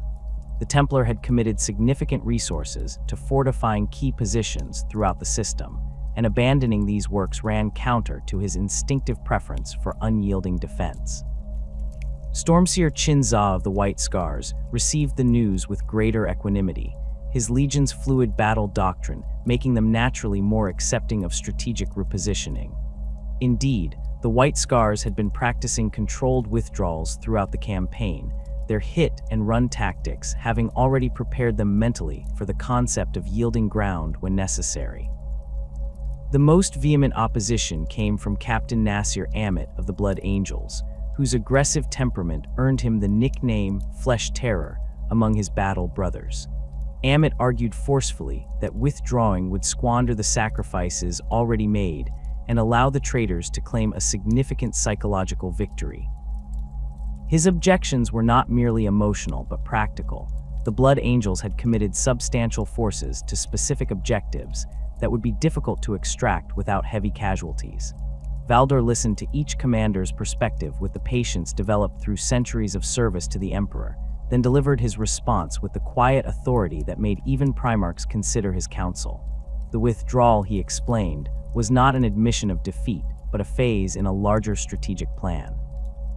Beta-Garmon had already served its primary purpose by delaying the traitor advance toward Terra and forcing Horus to commit resources that might otherwise have been directed immediately at the throne world. Now, the priority was preserving the experienced combat units and specialized equipment that would be essential for Terra's defense. The implementation of this withdrawal would require unprecedented coordination between disparate military forces operating across 3 worlds and the surrounding void. To maintain operational security, Valdor designated the plan Operation Iron Redoubt, a deliberately misleading name suggesting fortification rather than withdrawal. Only the highest-ranking officers would be informed of the operation's true nature until the final stages, reducing the risk of intelligence leaks that might allow the traitors to exploit the withdrawal. The extraction schedule prioritized assets based on their strategic value and replaceability. The first phase focused on recovering specialized equipment, technical personnel, and rare materials that would be most valuable for Terra's defense. Mechanicum-forged ships began quietly loading irreplaceable STC fragments and advanced manufacturing equipment from Beta-Garmon II's industrial complexes, while tech priests methodically cataloged and secured data cores containing weapons specifications and technical schematics. On Beta-Garmon 1, mining operations shifted from resource extraction to strategic denial, with demolition teams preparing key facilities for destruction upon withdrawal. The planet's extensive adamantium deposits could not be transported, but they could be rendered inaccessible to the traitors through precisely calculated explosive charges placed at critical structural points throughout the mining complexes. Similar preparations were made at promethium refineries and munitions factories across all 3 worlds, with mechanicum specialists ensuring that destruction protocols would leave minimal salvageable material. The evacuation of non-combat personnel presented significant logistical challenges. Approximately 12 million civilian workers and support staff needed to be transported from the system without alerting the traitors to the impending withdrawal. To accomplish this, Valdor authorized the fabrication of a cover operation, an apparent reinforcement convoy that would arrive with empty transport ships and depart with evacuees disguised as incoming troops. The deception was enhanced by maintaining normal Vox traffic patterns and continuing routine operations at all visible facilities. For the Titan legions, withdrawal presented unique complications. The massive war engines could not be easily or quickly transported, requiring specialized landing craft and considerable time to load aboard their carrier vessels. To address this challenge, Princeps Senioris Hera Vauban of Legio Salaria developed what became known as the rotating maniple strategy. Rather than attempting to withdraw all Titans simultaneously, each Legio would gradually reduce its frontline strength by rotating engines to rearward positions under the guise of maintenance or tactical redeployment. Once in these fallback positions, the Titans could be loaded onto transport ships during periods of reduced enemy activity.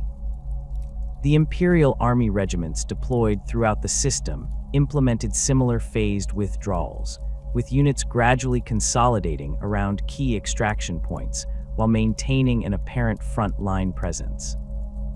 Colonel Regina Castine's 597th Valhallan Ice Warriors were assigned to cover the withdrawal of 3 other regiments from Beta-Garmon III's agricultural districts, a task they accomplished by increasing patrol activity and deploying inflatable decoy vehicles to maintain the appearance of their original force distribution.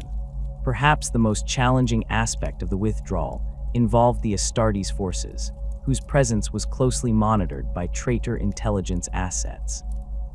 The solution came from an unexpected source, the Alpha Legion. A small contingent of these secretive warriors had been operating covertly within the Beta-Garmon system since before the campaign began, gathering intelligence on traitor movements while maintaining their cover as loyalist army officers. Now, their expertise in deception and misdirection proved invaluable in planning the Space Marine extraction. Under the guidance of an Alpha Legion operative, identified only as Theta, the Loyalist Astartes implemented a complex series of false deployments and decoy operations. Thunderhawk gunships would conduct highly visible troop movements to forward positions, while actually transferring battle brothers to extraction points in their cargo holds. Automated Voxcasters maintained the communication patterns of fully staffed bases that had already been evacuated, while specially modified servo skulls projected hololithic images of Astartes patrols along common surveillance routes. The void battle component of the withdrawal required particular finesse, as any unusual movement of the Loyalist fleet would immediately alert the traitors to the operation. Lord Admiral Aidan Vex developed a stratagem he termed dispersed convergence, the gradual redeployment of naval assets under the guise of routine patrol rotation, with vessels appearing to disperse while actually moving toward predetermined extraction coordinates beyond the system's outer markers. This approach was supplemented by an increase in void combat operations along the system's periphery, creating the impression that the Loyalist fleet was actually expanding its area of operations rather than preparing to withdraw. Particularly effective were the White Scars strike cruisers, whose high-speed attack runs against traitor supply convoys drew enemy naval assets away from the primary extraction corridors, while simultaneously disrupting the traitors' logistical networks. As these preparations proceeded, the Loyalist forces continued to engage the enemy across all three worlds, maintaining combat intensity to mask the ongoing withdrawal. These rearguard actions were not merely diversionary, but served specific strategic purposes, denying the traitors access to key resources, eliminating high-value targets that might accelerate their advance toward Terra, and gathering final intelligence on traitor capabilities and tactics. On Beta-Garmon 2, Imperial Fist's Captain Kamba Diaz led a series of precision strikes against traitor command and control facilities in the Ulmer district. These operations, while ostensibly offensive in nature, were carefully designed to disrupt the traitors' surveillance capabilities, creating blind spots through which Loyalist forces could withdraw undetected. Diaz's warriors operated with their typical methodical efficiency, neutralizing augur arrays and communication hubs with minimal casualties, while leaving no evidence of their primary objective. The Blood Angels under Captain Amit conducted more direct diversionary operations, launching high-profile assaults against traitor strongpoints that drew attention and resources away from the withdrawal corridors. The most significant of these was the raid on the Death Guard's biological weapons facility in the southern hemisphere of Beta-Garmon 3, a priority target that Amit had been seeking to eliminate since its discovery early in the campaign. The assault not only destroyed a strategic traitor asset, but created a major incident that dominated enemy attention for several critical days during the withdrawal's middle phase. The White Scars' contribution to the rearguard action aligned perfectly with their traditional warfare doctrine. Stormseer Chinza directed his Brotherhood of the Storm in a series of hit-and-run attacks against traitor supply lines and forward positions, creating the impression of increased Loyalist activity while actually screening the movement of withdrawing forces. The White Scars' mobility allowed them to maintain this deception across wide areas with relatively few warriors, as traitor commanders could never be certain where the next lightning strike might occur. The extraction of the Titan legions represented one of the most critical and visible phases of the withdrawal. These massive war engines could not be easily concealed, and their movement would inevitably be detected by traitor augur arrays.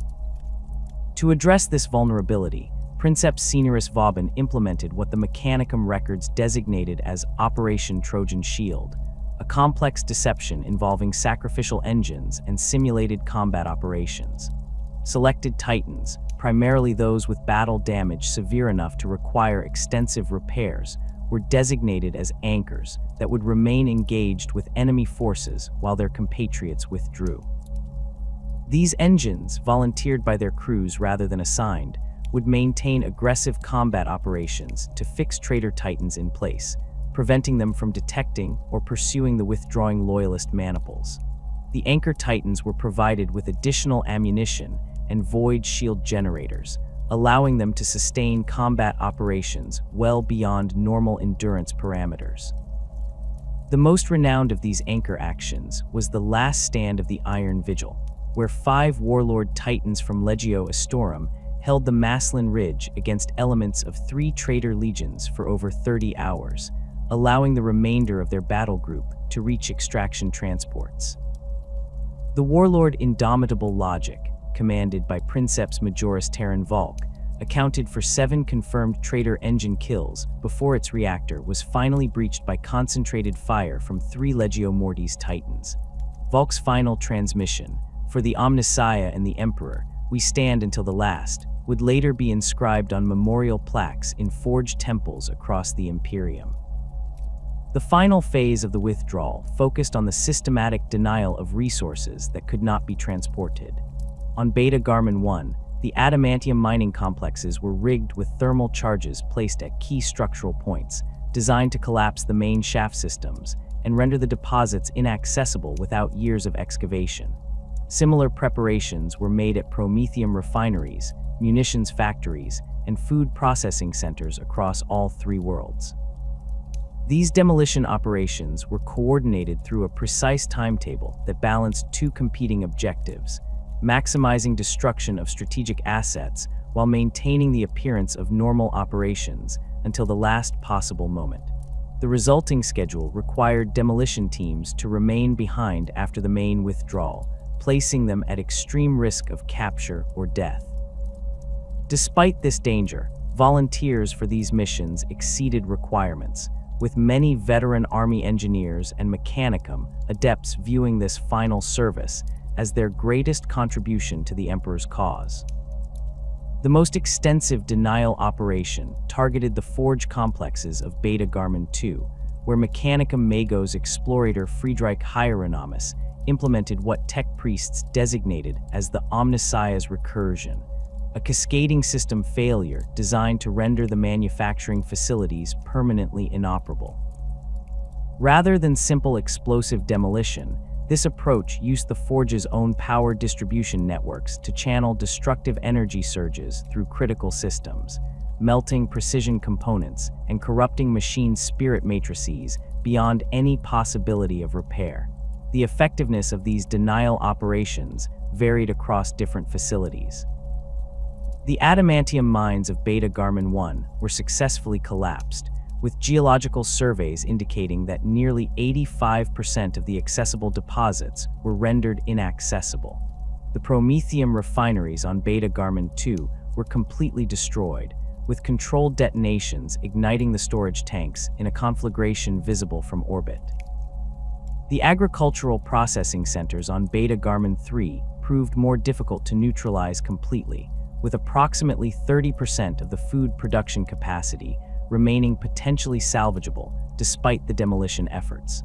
As the withdrawal entered its final stages, the remaining loyalist forces consolidated around designated extraction points, prepared for the most dangerous phase of the operation. The rearguard units, now revealed as such to the enemy, would need to hold their positions long enough for the last transport vessels to break orbit before executing their own extraction under enemy pressure. This phase would require precise timing and coordination between ground forces and the fleet elements assigned to recover them.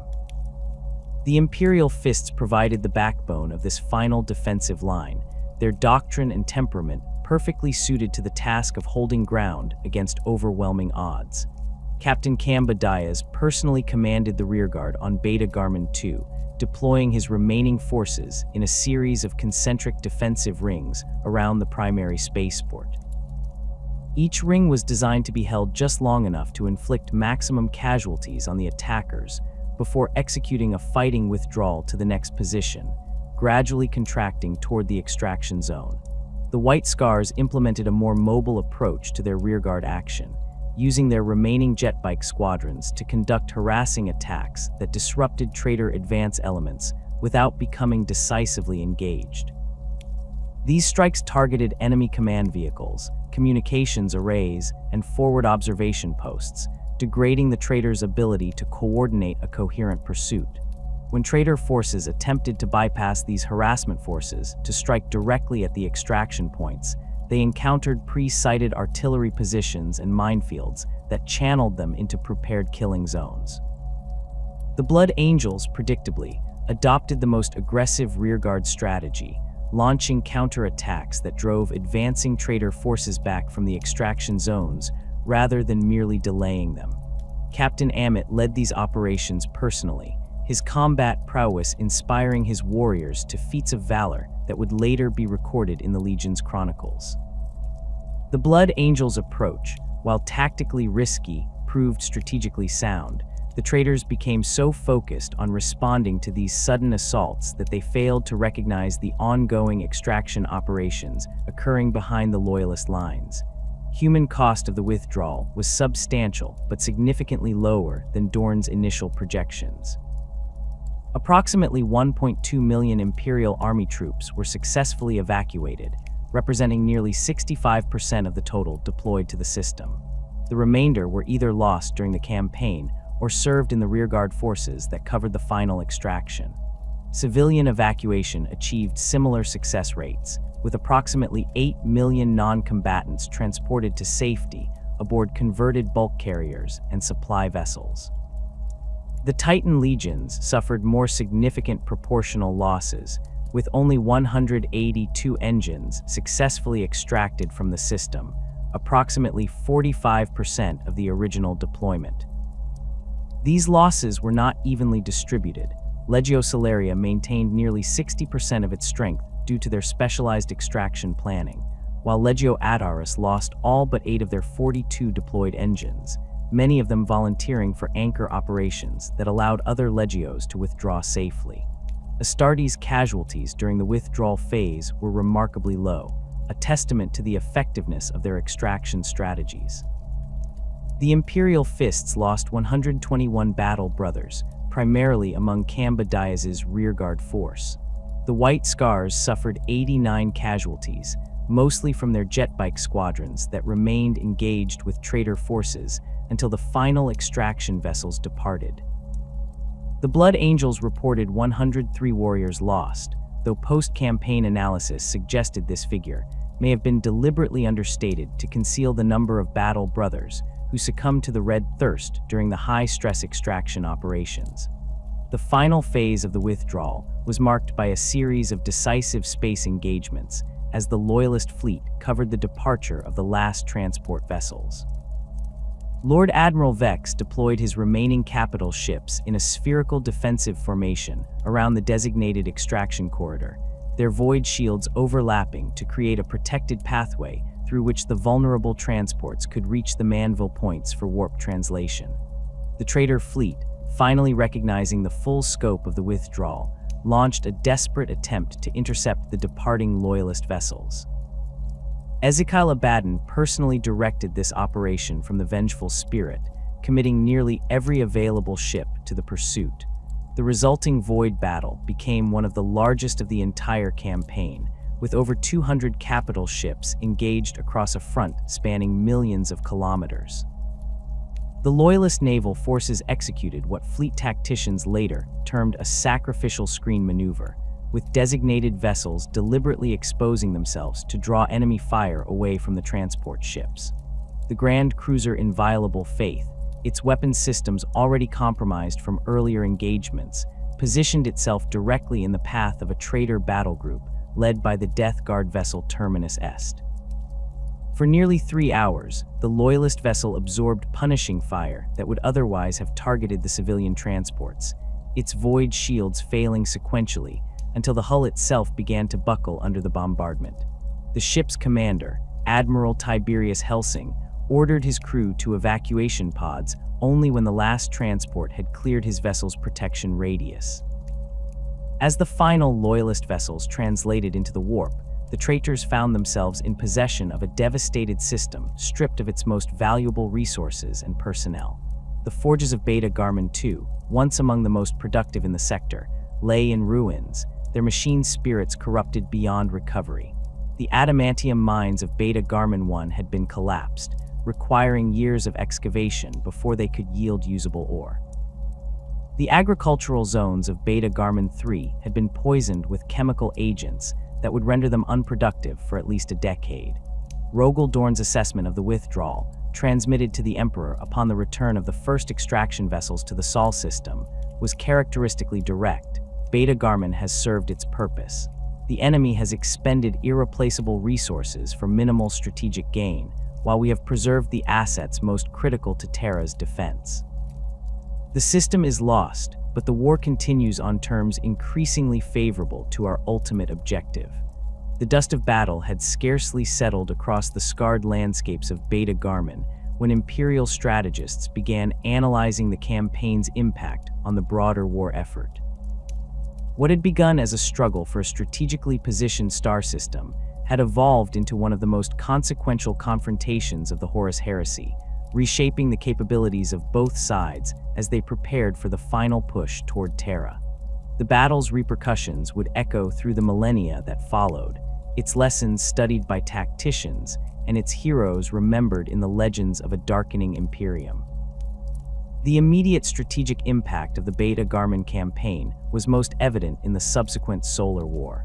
Rogel Dorn's gambit, trading space for time while preserving critical assets, had succeeded beyond initial projections. The traitor forces that eventually approached the Sol system were significantly diminished from what they might have been without the grinding attrition of Beta-Garmon. Intelligence assessments compiled by Imperial Fist's strategists estimated that Horus had lost approximately 30% of his effective combat strength across all force categories, with particularly severe losses among his Titan legions and veteran Astartes formations. More significant than the raw numbers was the campaign's effect on the traitor's timeline.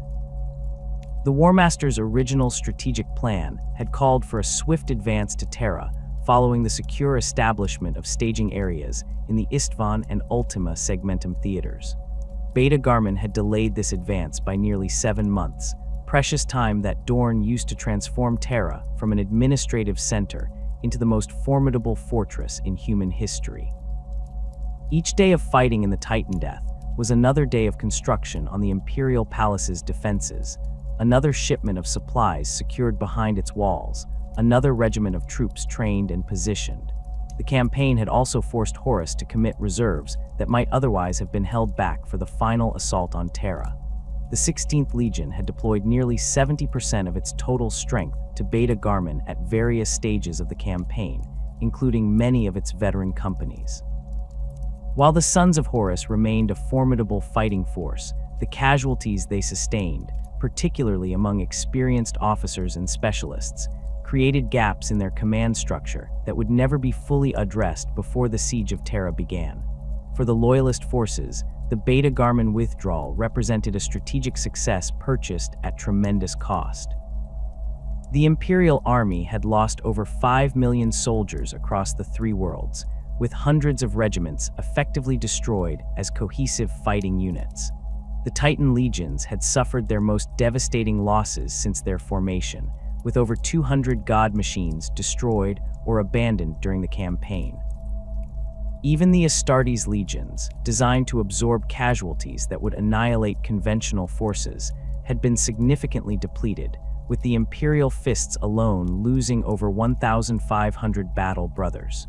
Yet these losses, grievous as they were, had been carefully calculated and managed throughout the campaign.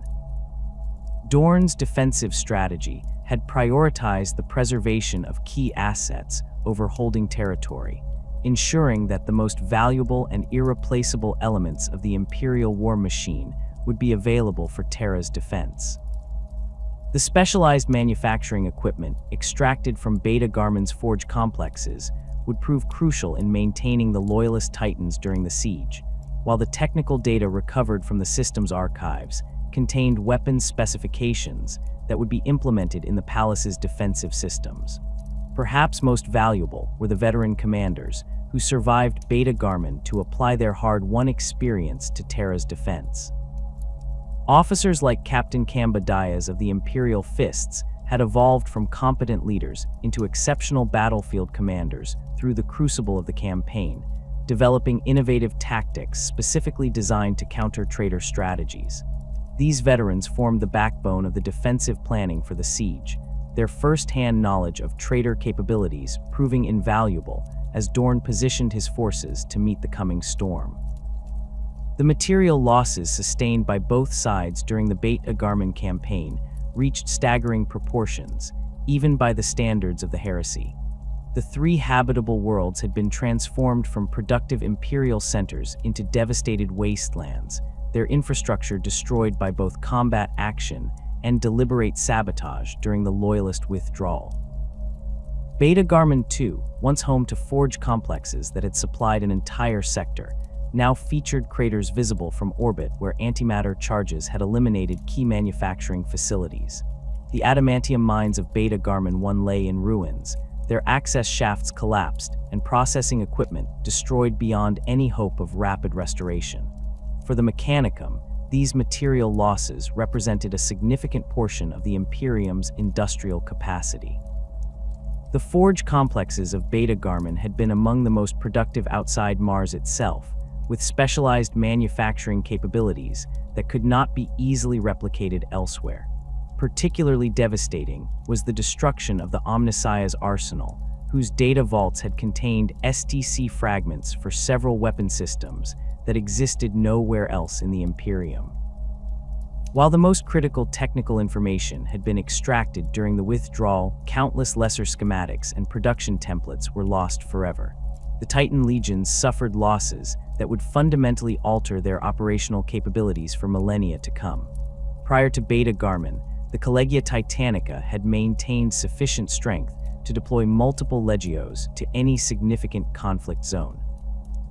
After the campaign, the surviving legios were so depleted that many could field only a single maniple of functional engines. Most severely impacted was Legio Adaris, which lost 34 of its 42 deployed Titans, including all but one of its irreplaceable Imperator-class engines. This devastation forced the Legio to withdraw from frontline operations for nearly a century after the heresy, while it slowly rebuilt its strength. The losses were not limited to war machines and manufacturing capacity. Beta-Garmon had been home to over 30 million Imperial citizens before the conflict, with populations specialized in everything from industrial production to agricultural science. While the withdrawal had successfully evacuated approximately 8 million non-combatants, the majority of the system's human capital had been lost, either killed during the fighting or left behind during the final extraction. This loss of specialized knowledge and skills would prove as difficult to replace as the physical infrastructure, particularly among the higher echelons of the Mechanicum hierarchy, where certain technical expertise was concentrated in very few individuals. For the traitor forces, the material gains from capturing Beta-Garmon proved far less valuable than anticipated. The systematic denial operations conducted during the Loyalist withdrawal had rendered much of the system's infrastructure unusable, requiring extensive rebuilding before any meaningful production could resume. The Dark Mechanicum elements accompanying Horus's forces lacked the specialized knowledge needed to rapidly restore the more complex forge systems, many of which had been corrupted at the machine's spirit level through targeted scrap code attacks during the final evacuation. The strategic implications of these losses extended far beyond the immediate aftermath of the campaign. For the Loyalist Mechanicum, the destruction of Beta-Garmon's manufacturing capacity accelerated a trend toward knowledge hoarding and technological conservatism that would define the organization for millennia to come. With so many irreplaceable templates and production systems lost, the remaining Forge worlds became increasingly protective of their technical archives, preferring to maintain existing designs rather than risk failed innovation with their diminished resources. This technological stagnation would eventually become one of the defining characteristics of the post-heresy Imperium, with the Adeptus Mechanicus, as the Mechanicum would later be known, gradually transforming from an organization of scientific inquiry into a quasi-religious cult focused on preserving ancient knowledge rather than developing new technologies. While this transformation had multiple causes across the tumultuous period of the heresy and its aftermath, the losses sustained at Beta-Garmon represented a critical inflection point from which the Mechanicum never fully recovered. The Battle of Beta-Garmon fundamentally changed Imperial Titan Legion doctrine, forcing a reevaluation of how these precious war engines should be deployed in future conflicts. Before the campaign, Titan legions had operated with relative independence, their massive firepower allowing them to dominate battlefields with minimal support from conventional forces. The experiences of Beta-Garmon, particularly the vulnerability of isolated engines to coordinated attacks by smaller enemies, led to the development of more integrated battle doctrines that emphasized cooperation between Titans and other Imperial military elements. Princeps Senioris Hera Vauban, who assumed command of Legio Salaria following the death of Zarha Mansion, codified many of these lessons in what would become known as the Salaria Protocols, a comprehensive tactical framework that would influence Titan operations for millennia. The protocols emphasized the importance of close coordination with night houses for flank protection, the strategic value of Skitarii infantry screens to prevent enemy infiltration of a Titan's vulnerable lower joints, and the need for overlapping fields of fire between engines to prevent the isolation and destruction of individual Titans. Perhaps most significant was Vauban's reassessment of appropriate force concentration for Titan deployments. Prior to Beta-Garmon, it had been common practice to deploy single maniples or even individual engines to support conventional military operations across multiple theaters. The campaign demonstrated the fatal vulnerability of such dispersed deployments when facing a concentrated enemy force. Vauban's protocols established new minimum deployment strengths based on expected opposition, effectively ending the practice of committing individual Titans to minor engagements regardless of their apparent strategic importance. These doctrinal changes reflected a broader shift in Imperial military thinking, a growing recognition that the Imperium's most valuable military assets had become irreplaceable as manufacturing capacity diminished and technical knowledge was lost.